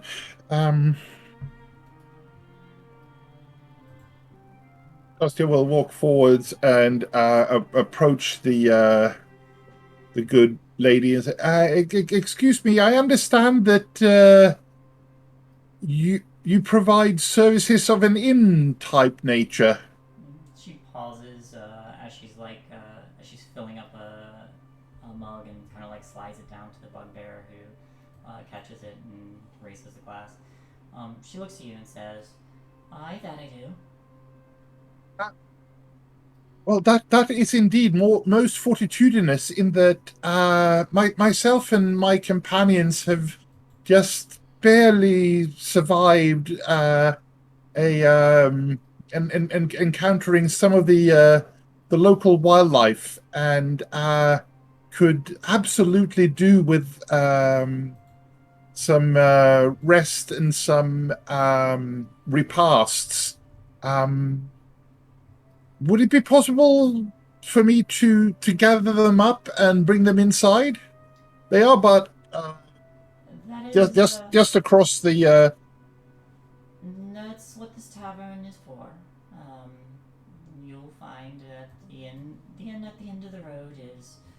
Well, he used to travel the lengths of Prismere. Not so much anymore since Lorna and she spits off to the side took over. But yes, my name is Sue, and yes, I do offer free beds, hot meals, slices of delicious plum pie. Ooh. And he'll pretty much just run as slowly as his little feet can carry him, or tripping over his beard a couple of times. Then back up, and he's going to run up and shake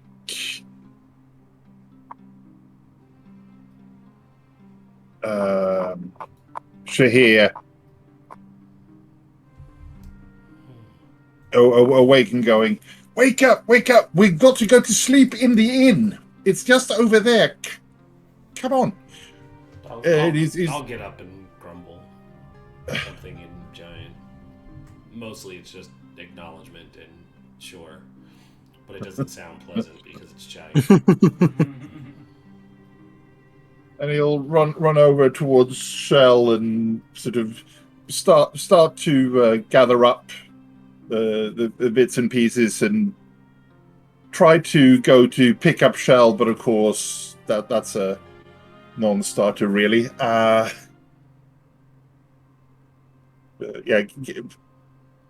We'll climb up towards a window and point outside at the big building on feet outside and go, It's a traveling inn. They have food and beds. I'll nod. And lead the gathered group back over. And sure enough, you're able to, with each other's help, you're able to get Chell inside, and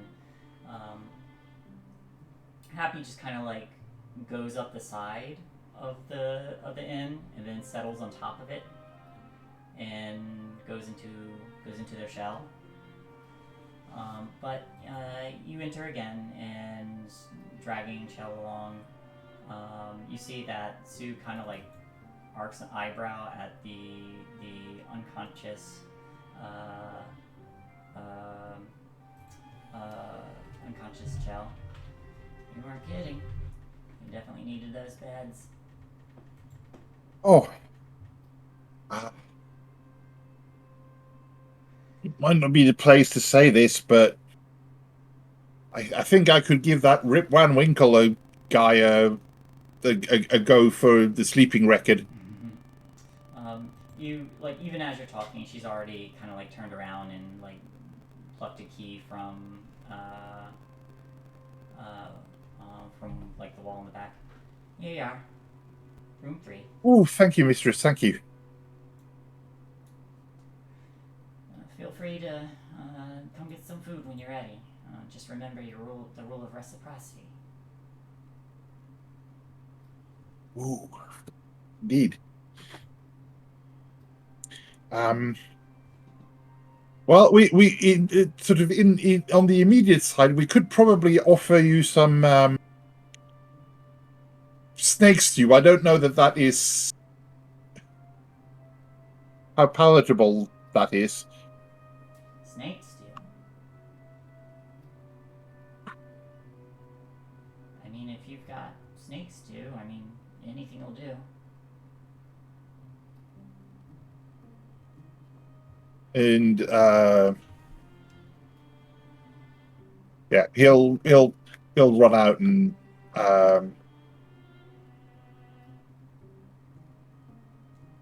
well, he's got survival. Give it a go. Yeah, not a horrendously bad job at skinning a snake. Get a bit of meat off them. Yeah. with a 19, you're definitely able to harvest some of the flesh from the snake. It's nice and beefy and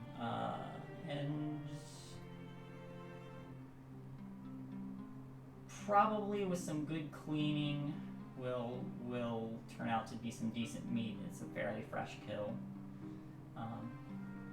But you can take it back inside. But during this time, it would have taken a little bit of time to do that. Mhm. So, Zashir, what would you like to do? Go find a place to eat. There is.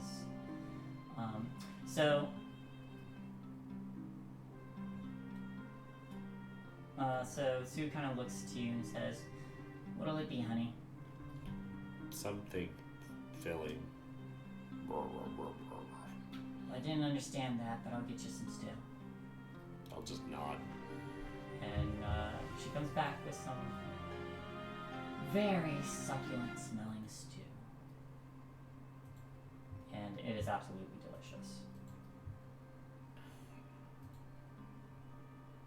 And she also sets a plate of pie down.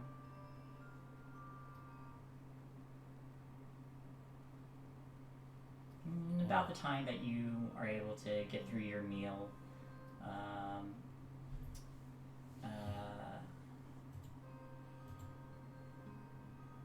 Kostya, you're able to come back with the meat.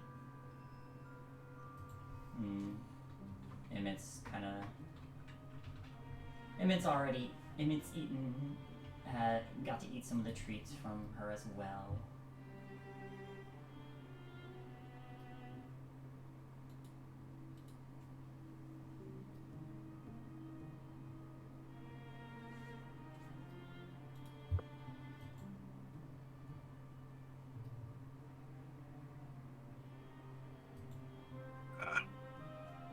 There you go, Mistress, Mrs. Sue. Oh, Fresh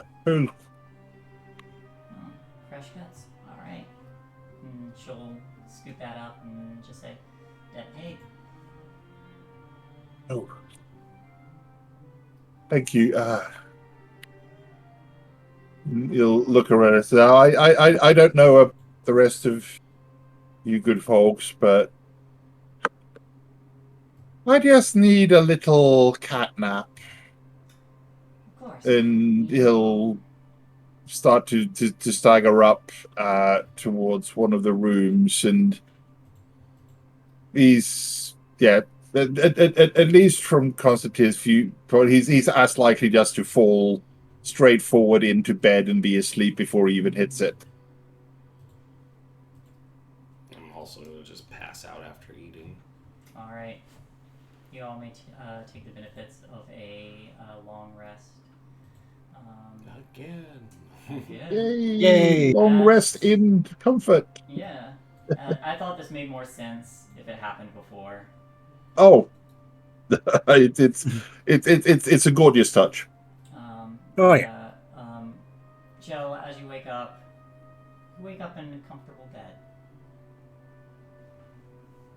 Jill's just gonna sit up slowly, feel where the snake bed thumb and just look around like the room.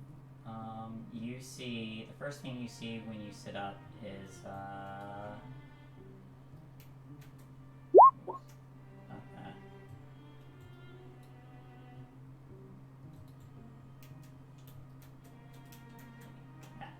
Wow, just staring at you. that's the sound Jill makes when this season.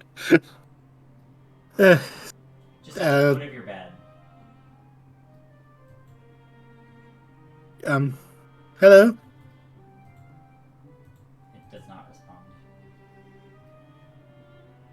respond. I saw you come to my help with Happy. Thanks. It just continues to stare. I was gonna nod at this point. Notice their hand on the corner of the vision, like, oh there, oh no, oh no, oh no. Just kind of touch their face, like, back to yourself, back to yourself, back to yourself. They just shape change back to what Chow was appearing before.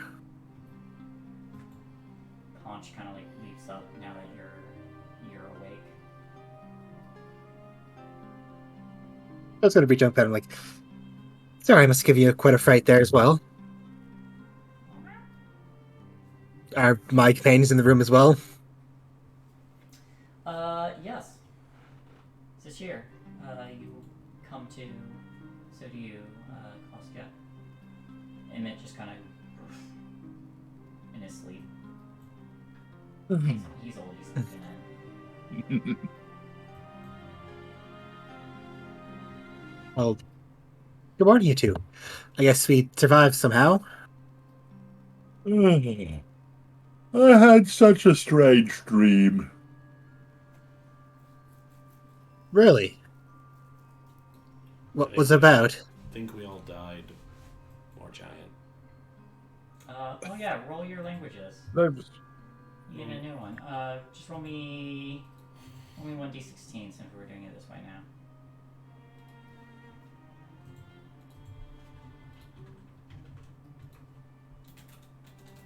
Wait, how many? 1d16. Wouldn't it be more languages? Well, you're only speaking one of them. Oh, okay. 4. 4. Let's see. Yeah. You're still speaking giant. God damn it. Okay. I want something different. Roll again. Grumble, grumble, giant noises.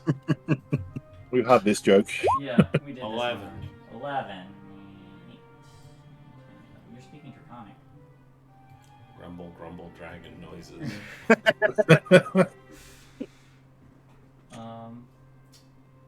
Alright. So you're speaking another one this time. It does sound a little bit different. It's a bit sharper, and you, as a spellcaster, would recognize we recognize a language even if you don't understand it. The inflection and dialect of what may have derived from original spellcasting. That sounds quite like Draconic. Give me a couple moments, I'll try to cast Comprehend again. I was just going to kind of feel along themselves for the spell book to pull out. Still there. And they'll take the 10 minutes to cast this Comprehend language on Ritual again. And after about 10 minutes, you have Comprehend languages active. Yeah, that's just... Boop. Yeah, so that makes sense, because now Shell can at least understand what Sahir is saying. Isn't it great when your translator is unconscious? Yeah, absolutely. Well, they can worry about the fact that Draconic has some... There's the... What is it? The phrase for people is prey. Oh, yeah. It's very contextual. So, what happened after I was swallowed by the snake, or partially swallowed by it? Constantine saved everyone. Oh, thank you, Constantine. Well, it was either that or get ate by the snakes, so... But just not a very pleasant experience. I don't think we ever want to go through that again. So, are we in the tower now? No. I found an inn. Or the inn found us. I'm not quite sure which, but I'm not about to look a gift in the mouth. There is a window. Look outside. Have we perhaps moved during our You time absolutely sleep? have. Currently, you are in motion. You see that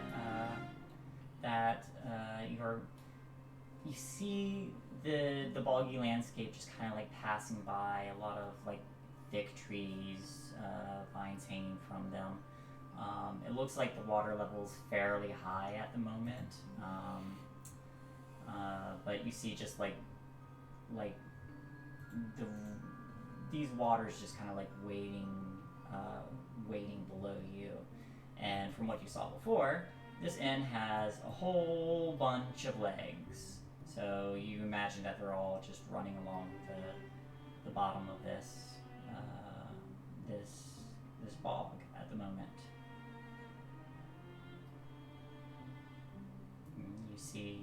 You see occasional flit of light. Strangely, the end is not like rocking or shaking or anything like that. It is perfectly calm, as if on solid ground.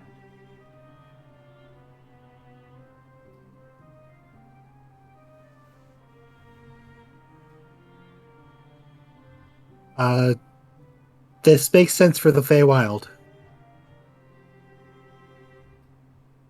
Yeah, very strange. I'm going to take getting used to this. Is very different from the carnival. Is it though? Well, I didn't die at the carnival.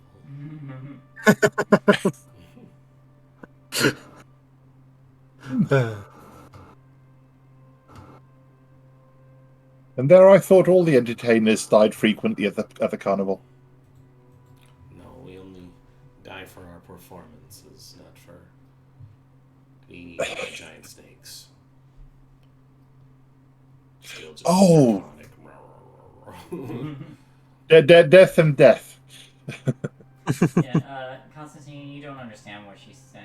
Well, yeah, I'm doing the mental Chinese whisper effect of going through. Just the Going through shells. telephone. So, yeah.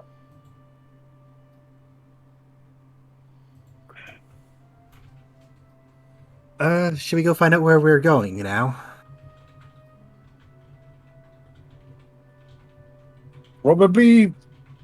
Well, if we're in Prismere, I suspect wherever we're going is where we'll need to be.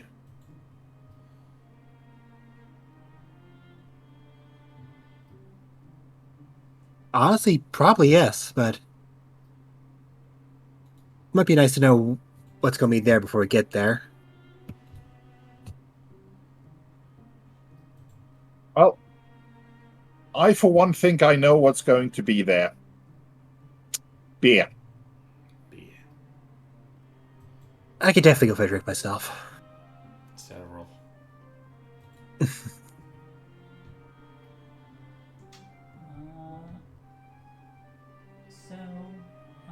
Making your way back downstairs, you notice that some of the other patrons that were there are gone, with new ones replacing them. A couple remain. There's a few pixies kind of like sitting on a table instead of in the chairs themselves. At the counter, there is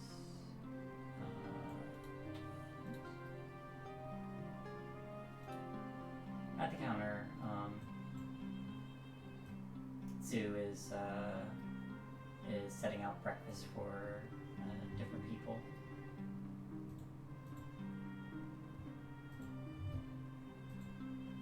There's a couple hobgoblins she serves up, but she sees you and sees your group come down, and just gives a curt nod and goes about her work.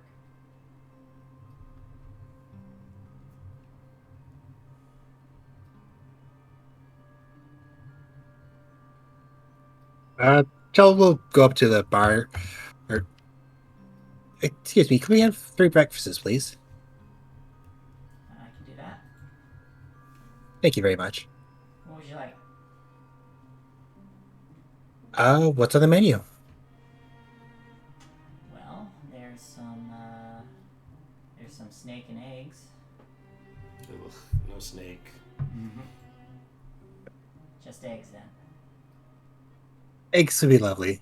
Constantine, would that be as well? Snake and eggs sounds wonderful. Nothing like the meat of your fallen foes. Well, I was saying the meat of the fallen foe as well, so 2 egg breakfasts and a snake and egg, please. All right. She goes in the back, and when she opens the door, you see that there's a big minotaur with a chef's hat, carrying just a couple massive eggs over before the door closes. And a moment later, after a little bit, Sue comes back with 2 eggs and 1 steak and eggs, and then pours some juice into various cups for everyone. All right, breakfast is served. Thank you. Thank you very much, mistress. Thank you. Welcome. Ravenously set to and sort of whisper, oh, and by the way, don't insult the chef. Wait, what? El doesn't understand. I only saw the bottom third of him, or them. Oh. Do they speak Draconic?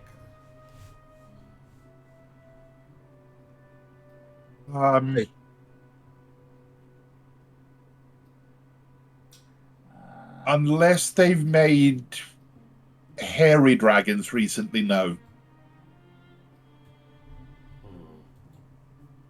Well, if the cooking's not good, I'll just assault him in this normal voice.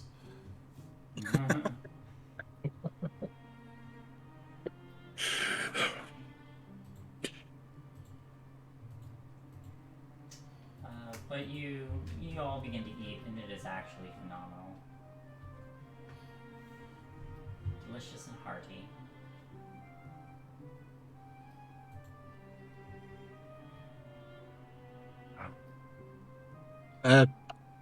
Chell doesn't know that we've done the gifts of certain reciprocity, yes. No. How much do we owe you? Mistress, how much do we owe you for the beds and the food? Beds and food are free. Oh. Your friend already admitted payment. No, that's good. Thank you very much, Constantine.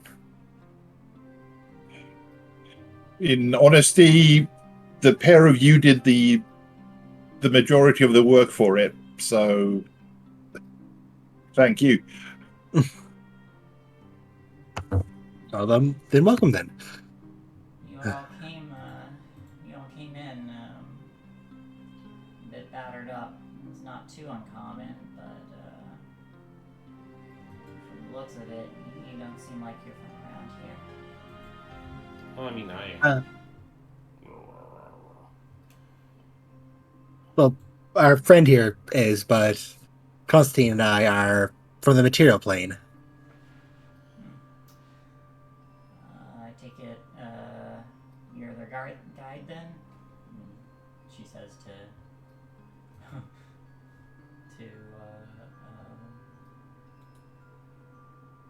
Draconic speaking friend.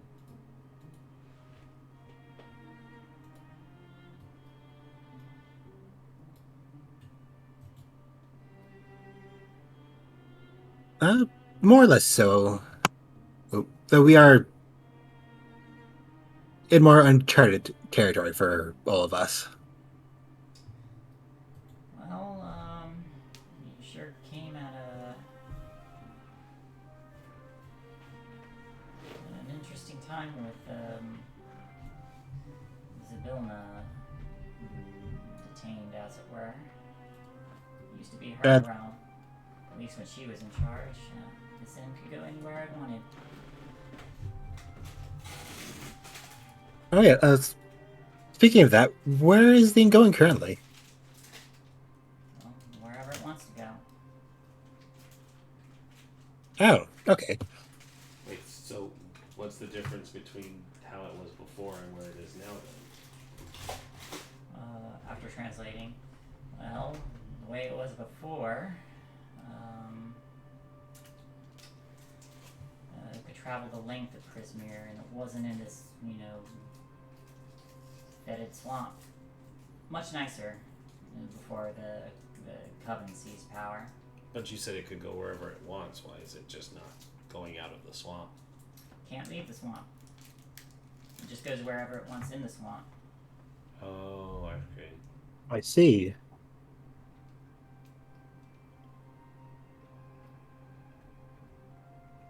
She pauses a moment, kind of like looks, kind of like walks around and heads towards the door, kind of like opens it while it's kind of moving. The water's kind of a few steps below, but she takes a look around. There, through the fog. Looks like Telemy Hill. Almy Hill? Telemy Hill. The hill also moves around. That's... She closes the door.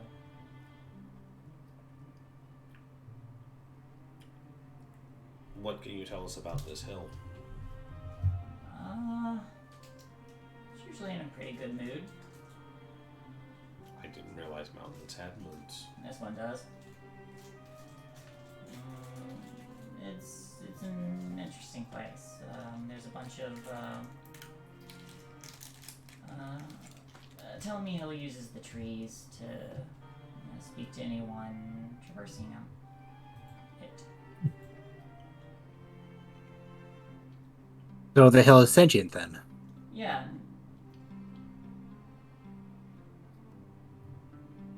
That is quite interesting. I imagine they're kind of stuck here too. Well, we were kind of supposed to look into what happened to this Vilna, and we did hear about her trouble with the Coven. She was a benevolent ruler. She kind of like looks a bit more morose. It's been a while since the Coven took control. I heard rumor that she was trapped in her own palace. Fortunately, I don't know any details. Yes. We heard that the Prismere was split into three. Like, each member of the Coven lords over a section. Is that true? Yeah, occasionally someone might, some folks travel from one section to the other. Most don't risk it. So I don't like for people to go between in the areas then. It's just dangerous. As I'm sure you know with the way you all came in here. Yeah. Yes, that was rather unfortunate and unpleasant, really.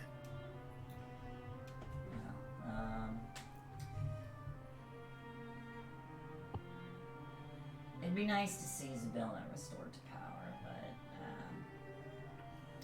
I can't escape this morass.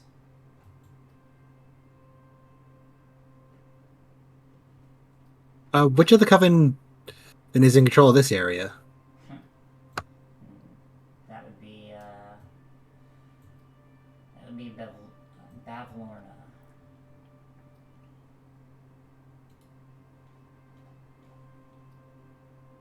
Bavlorna Blightstraw. She turned this whole place into a swamp.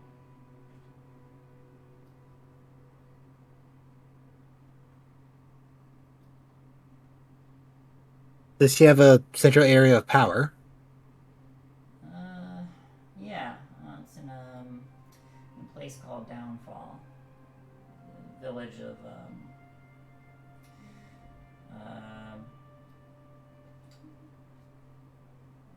Bullywugs. And those frog people. Yeah. They're a courtly lot. They're pretty friendly, all things considered. Seems they got a new king every I don't know, however long a month is here. They change kings every month. I That's don't know. quite peculiar. It varies. Time is relative, anyways. Yeah. True.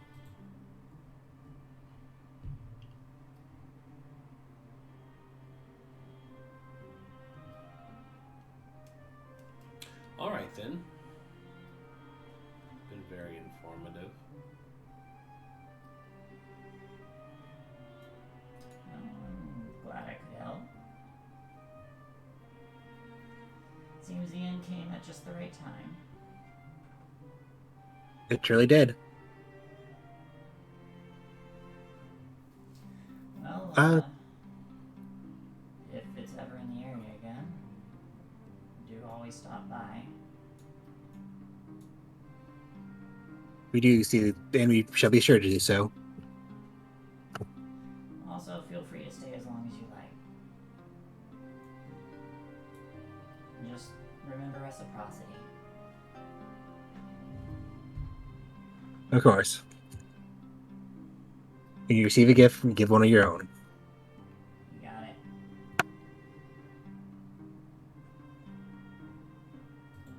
And she'll gather up any of the empty plates and glasses. Oh, by the way, that giant snail of yours is on the side of the house, or in. Oh, happy stayed with us? Amazing. He's just kind of stuck to the end. Sorry about that. No He's worries. quite friendly. I took the liberty of giving it some cabbage. Thank you very much.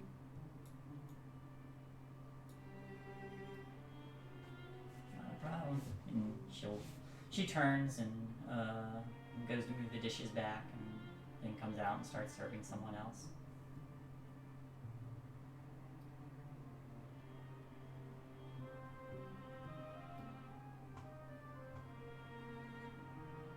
So,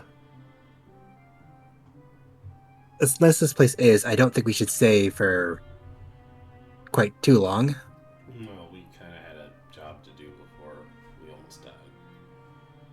Yes.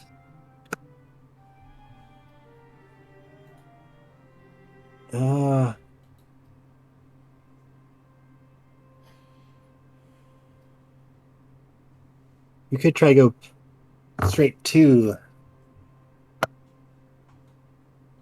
the Silna's palace, but I think it'd be a bit more complicated than just going to walk into it. You might have to. Probably deal with the hag that resides over this area. Mm-hmm.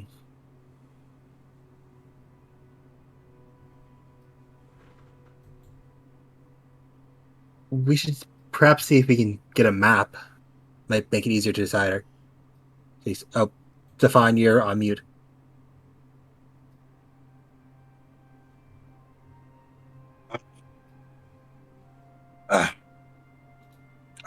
I don't know. I somehow just keep talking into my beer. It's I can't help but suspect the fortunicity of being delivered onto the doorstep of such a gloritudinous geographical feature. So maybe we should go to the. Yeah, where did I write that down? Tell me, maybe find someone who'd be able to help us with the witch. I will admit, I am just horrendously intrigued looking up at it by a cave in the shape of a keyhole. Yeah. That is quite curious, yes. And That's, of course, completely disregarding the 3 feet. That are bigger than most cities I've ever seen.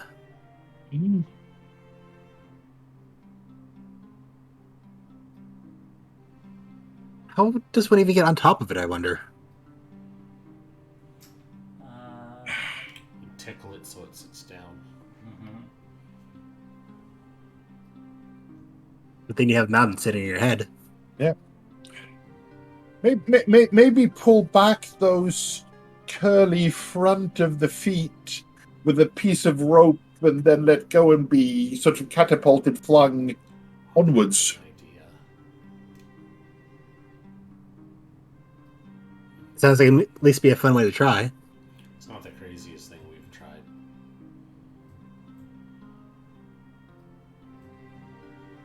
Yes. Chow just kind of pokes a hole in the shirt. Seeing, as you all are discussing this, there's still a lot of like mist and fog around, but this hill is definitely drawing much closer, and with the end and the hill moving almost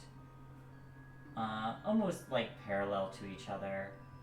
You see the hill just kind of like settle down, and kind of the feet kind of go beneath the waves a little bit of this murky bog, and it actually goes. It interestingly enough, while it seems to rise well above the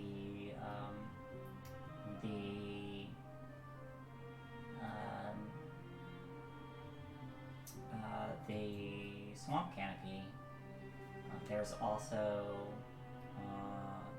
appears to be just a dark cloud with rain over it, and you just hear Tsu goes, something must be making it sad.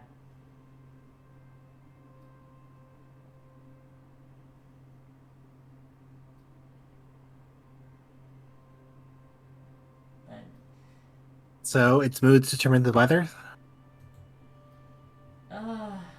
Emotion determines a number of things if your will is strong enough.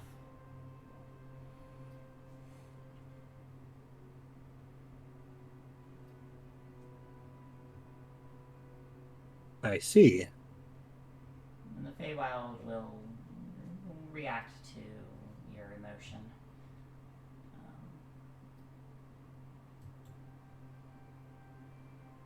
Dancing fireflies when you're happy, or a rain cloud when you're sad. Interesting. The end kind of like moves along, and it just slowly stops, and then lowers itself and settles at the foot of the hill.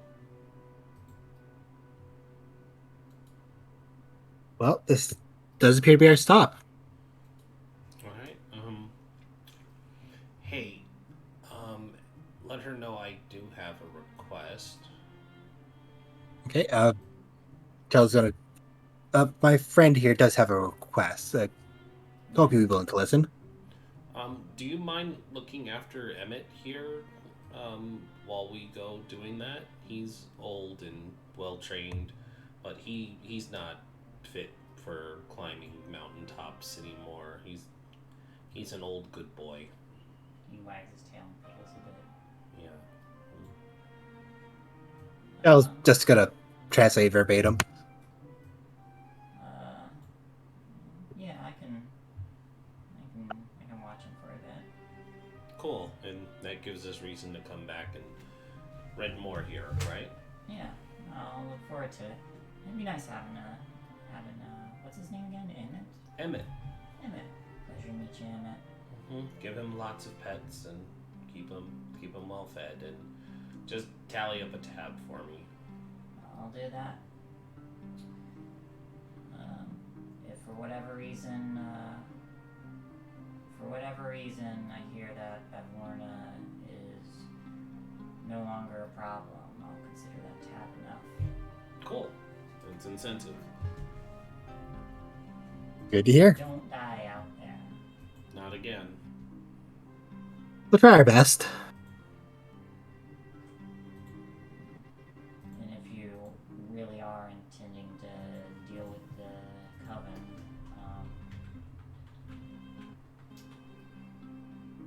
be careful and be mindful.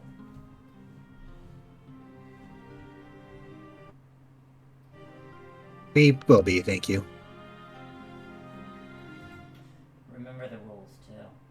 The hags are bound to them just as much as we are.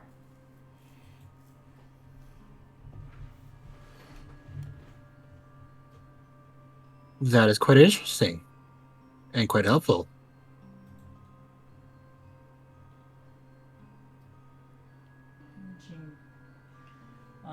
She goes and she gets like a nice bowl of hand-picked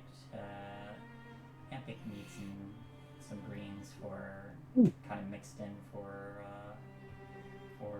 Emmett. Something healthy befitting a old doggo.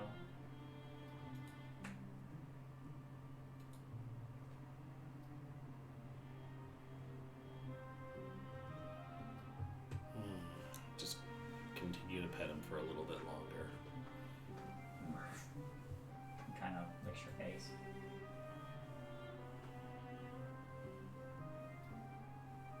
Dell's not one to rush someone's goodbye. There's always time to die another day. Hopefully that day is quite far away.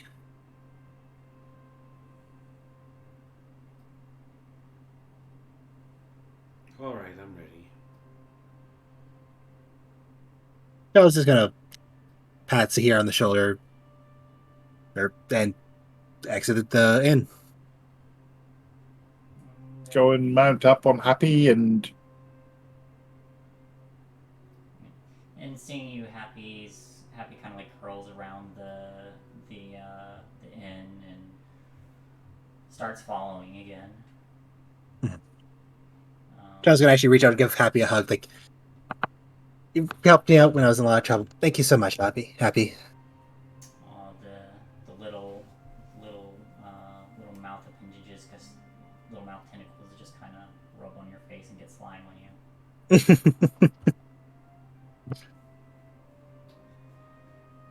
But as you all step out, Emmett and Sue kind of like watch you leave for a little bit before she leans down and kind of gives him a pat on the side and walks in, and Emmett gives another look before barking out a farewell and kind of like turning in and fully expecting you to return. As you continue to move, you're greeted by the scent of very sweet-smelling fruit. There's damp, downy, silvery green moss that's just blanquets upward on a gentle slope, before finally giving way to a craggy ridge that, at the very peak of this hill, there's dozens of enormous willow trees that dot along the hillside. They all appear to be swaying as if they're in a breeze, but there is none.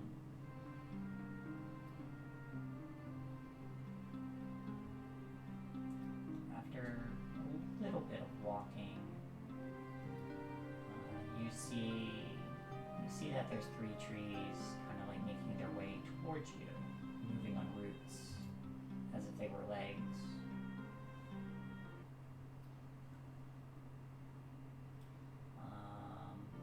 As they draw closer, two kind of pause, and then the third stops about 10 feet away, and you hear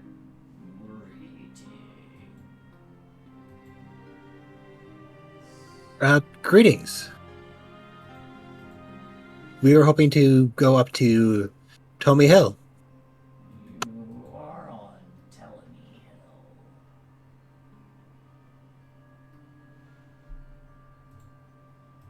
That's great. Are you three speaking for Tommy Hill? Yes. We are acting as Ptolemy's voice. Well, it's an honor to meet you, Tommy. My name is Chell. These here are my companions. It's Zahir, Kosmeyer, and I forgot the last name. Oh dear God. Vendari. They look around for And the absent Vendari. and our friend Happy as well. Motion to the snail. It is a pleasure to meet you.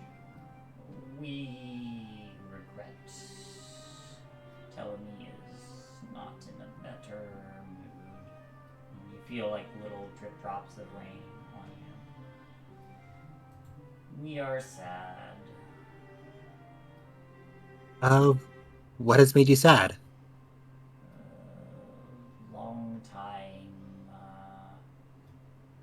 Long time resident of the hill, known as Jingle Jangle, is beside herself after being robbed. Oh, that's really unfortunate. Yes, she hasn't left the hilltop den since returning to the hill.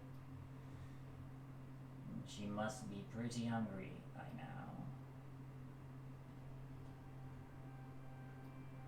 If it's alright with you, we could go visit her and maybe bring her some food.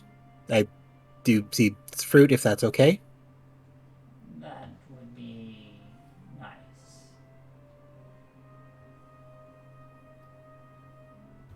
Shell's gonna look to their companions. Seems like as good a plan as any.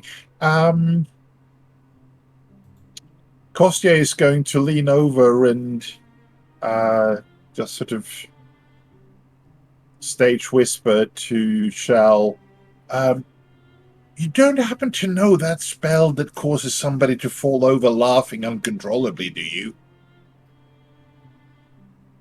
No, I don't. I do. Ooh, Isn't that kind of an unpleasant experience, though? Nonsense, they're laughing. it's like tickling. It's always good. Nobody hates tickling.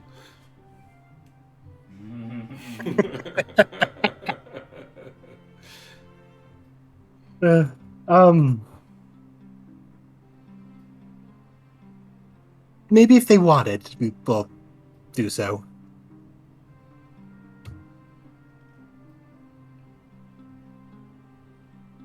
But yes, would you be able to point us in the direction of Jingle Jangle? Jingle Jangle has not left the cavern at the peak of the hill. The brigands took something from them. Oh, so the big cavern that's shaped like a keyhole, then. Yes, that's the one.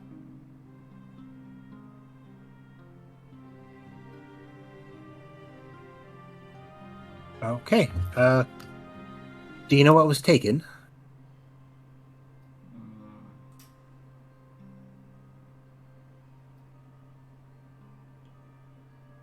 You will have to get that from Jingle Jangle.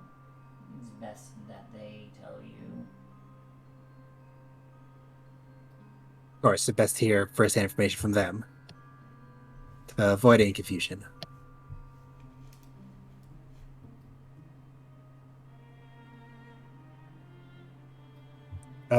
So, shall we go? Yeah, He says, your companions. yeah, we know a direction ahead. Good luck. Thank you, and it was a pleasure to meet you. Tell me, Hill.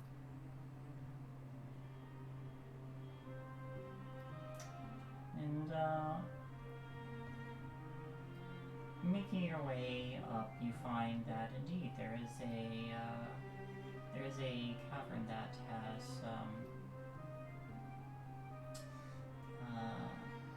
that is shaped exactly like a keyhole, and as you approach, it's at the end.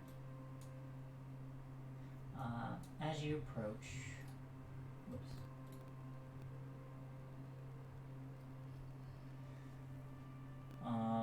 Entering the cave, you find that there's worn stone steps that lead downward into what feels like a cellar. It's chilly, and there's a very subtle hint of iron in the air. From a distant spot within the chamber, there's a few sputtering candles illuminating a multitude of keys that are just dangling from taut strings that crisscross the walls. Hundreds of other keys are strewn across the dirt floor. While you're taking in the scene, you hear the sound of keys jingling as a goblin emerges from the dimness. She wears a coat lined with metal keys and carries a flail that has padlocks for heads. And there's a very weak smile, and she says, "How might Jingle Jangle unlock a bit of happiness in your lives today?" And still sounding a bit sad. Oh, actually, we're hoping to help you a little bit. Tell me, Hill said you were upset something was stolen and you haven't left your home, so you might be hungry as well. You hear her stomach growl. Hill's gonna take out a ration. We have some food. Is it tasty?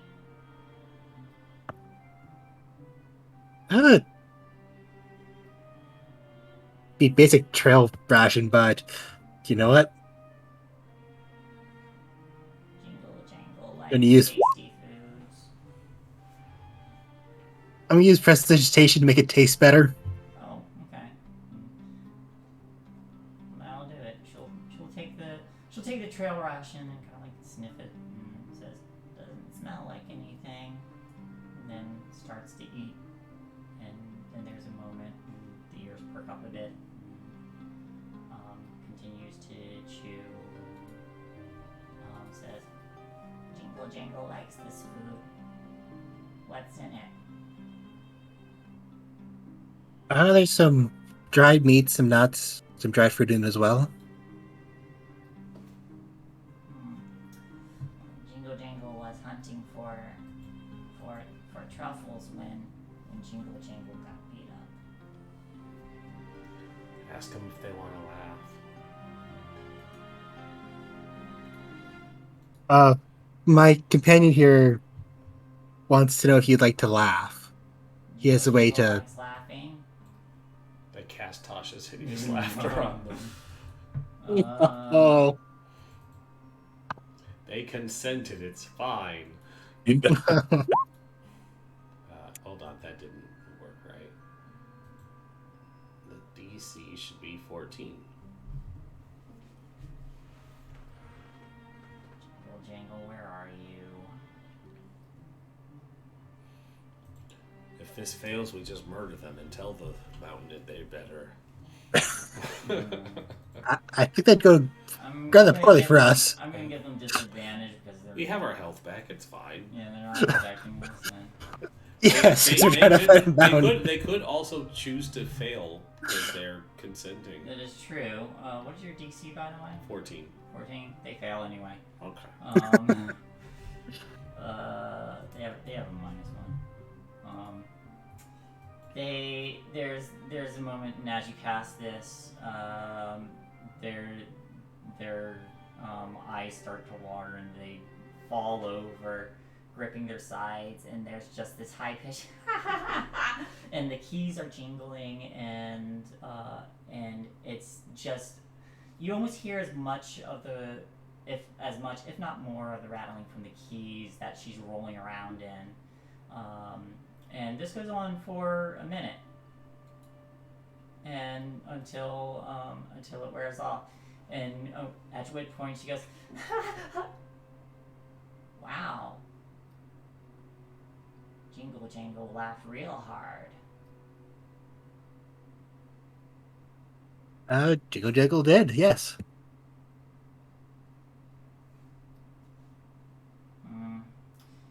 Jingle Jangle was sad that those terrible brigands stole Jingle Jangle's truffles. Next, they want Jingle Jangle's keys. Someone ought to give them a good shaking down so they know what it feels like. Oh, good. We don't have to kill Jingle Jangle. We should just beat these guys up and take their truffles. And her eyes light up. Yes. Jingle Jangle would like that. Does Jingle Jangle know where they are, or where they might be? Jingle Jangle knows that. Jingle Jangle knows they are led by Agadon the Longscarf. Is their leader. Is it because they have a long scarf? Yes, it's because they have a long scarf. Long, bright blue scarf. And move as fast as lightning. They are...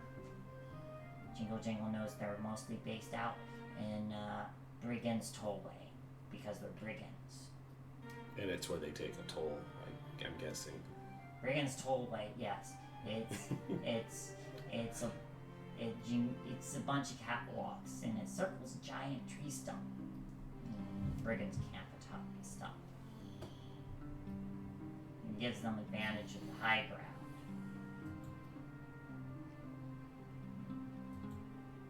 ground. That does seem. It's also on the way to a place called Downfall.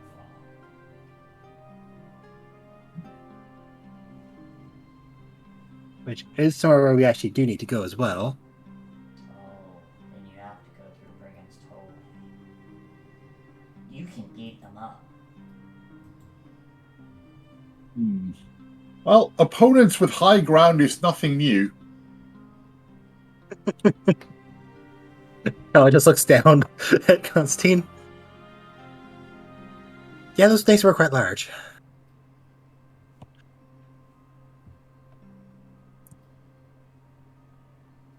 What's quite large? I don't suppose you know a fast or safe way we'd be able to get there. Fast or safe way to get to Brigand's Tollway?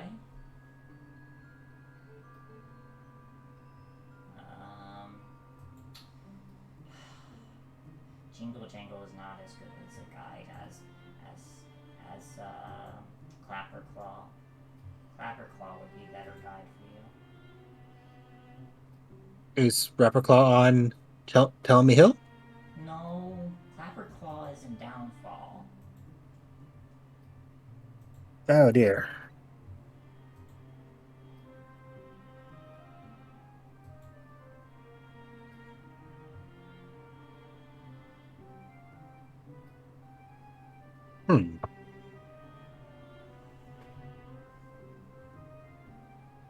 How long ago did the...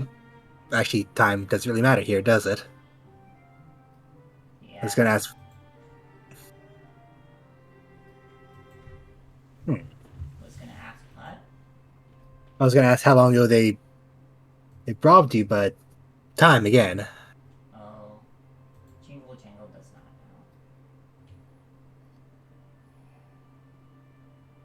know. Long enough for Jingle Jangle to get really hungry.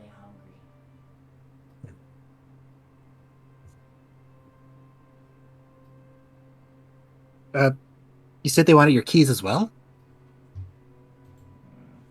They want everything. They're brigands. Well, they most certainly can't have everything, now can they? They cannot have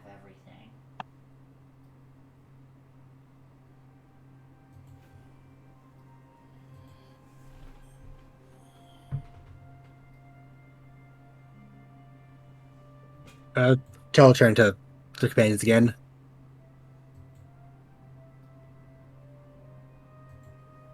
Well, we know where to go. We should get ready to go talk to them. Mhm. Talk is the word, right? Talk. Well, we'll be expressing our disappointment with their brigadier actions, though don't know how verbal we'll be about it. Well, we can have a few choice words like you and our jerk. Quite true.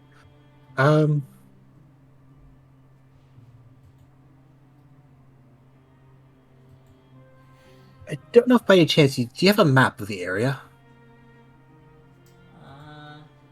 No.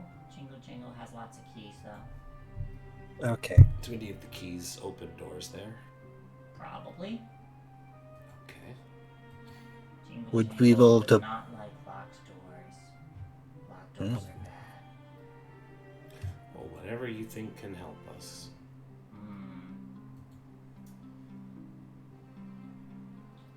Jingle Jingle turns around and starts digging through the pile of keys. If friends say that they are going to beat up brigands, then Jingle Jangle can give a gift. Starts fishing, just like fishing through all of these keys until she pulls one out. Here. Excellent, thank you. We appreciate it greatly. Jingle Jangle knows that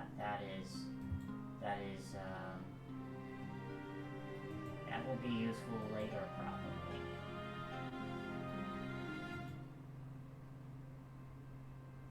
Most things tend to become useful at a later point.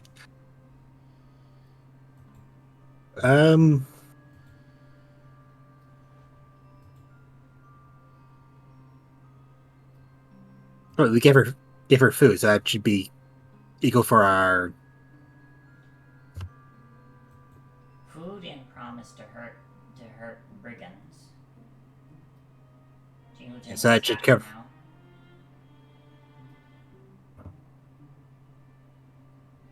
now. Okay. That should fortunately well work for our rule of reciprocity. Yes.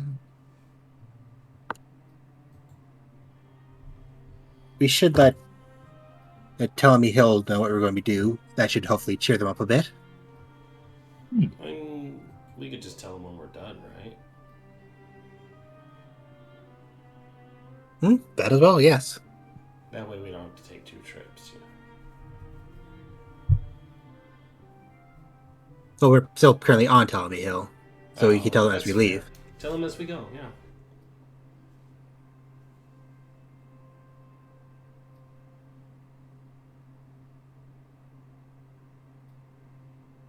Well, Jingle Jangle, we hope to show the brigands the error of their ways. Yes, then Jingle Jingle will collect all the truffles and keys. As you should. Jingle Jingle is happy. Thank you for the food. Oh, You're very welcome. And she smiles, and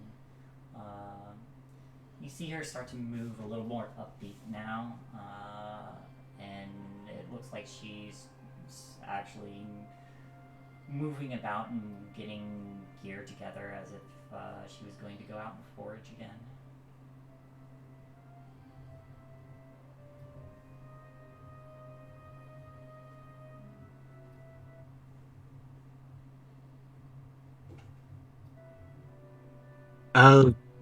What did the key look like that she gave us? It's a small silver key.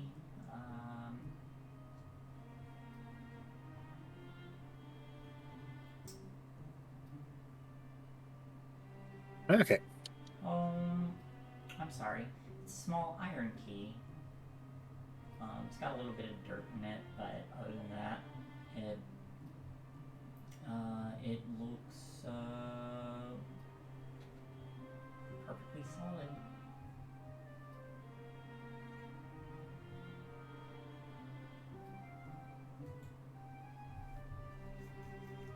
Fey-proof key. It's got to be good. Yeah. So Oh yeah, don't mix. So we're pretty much out of time, so why don't we make the plan to head down and tell them next week? Yeah. Sounds good to me.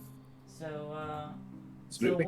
we'll close with as you all are stepping out of the cave. You see that the clouds have broken, and there's a number of weeping willows that are just dancing about, and one of them kind of like shimmies over, and the trunk kind of leans down, and you hear, "I see you received a gift. Keep it close. You will find its benefit and downfall." And it straightens up. "Thank you, travelers." Happily. And We're glad we can cheer up.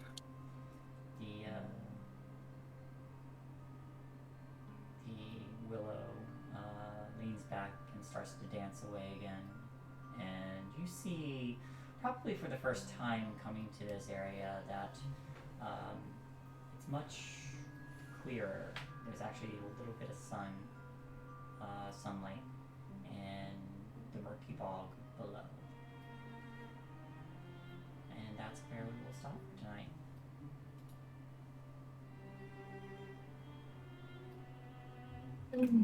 Hooray! Well done, everyone. Hey. Success. We survived. We survived. Oof. Somehow. That would have been a very short game.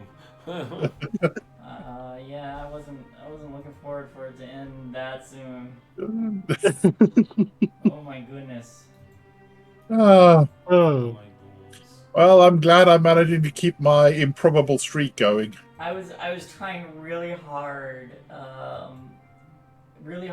to play legit and also not ruin this. Yeah. It's a hard balance to keep. Yeah, the dice will be the dice, that's for sure. Mm-hmm. Yeah, it's fun that not 20 saved us. Oh, that, You came back. I'll admit, it's such a classic me move, though. There were a There's- couple things that saved you. That nat 20, that spell effect on the sheer. Remembering the Shiny. remembering Chinese ability. Let me. Because that, Yeah. because Chell was just about to get turned to stone. That Yeah, was- that one hurt. That one hurt. Yeah, that would have been beyond our pay grade. Mhm. Alrighty. Well, everyone, thank you for watching. We're going to wrap up here. If you are sticking around tonight, do something productive like go watch Critical Role because we compete with their viewership. Hooray! Have a great Personally, night. I enjoy us more. Yeah, I enjoy us more too, but you know, it's Critical Role. So have a great night, everyone. Nice.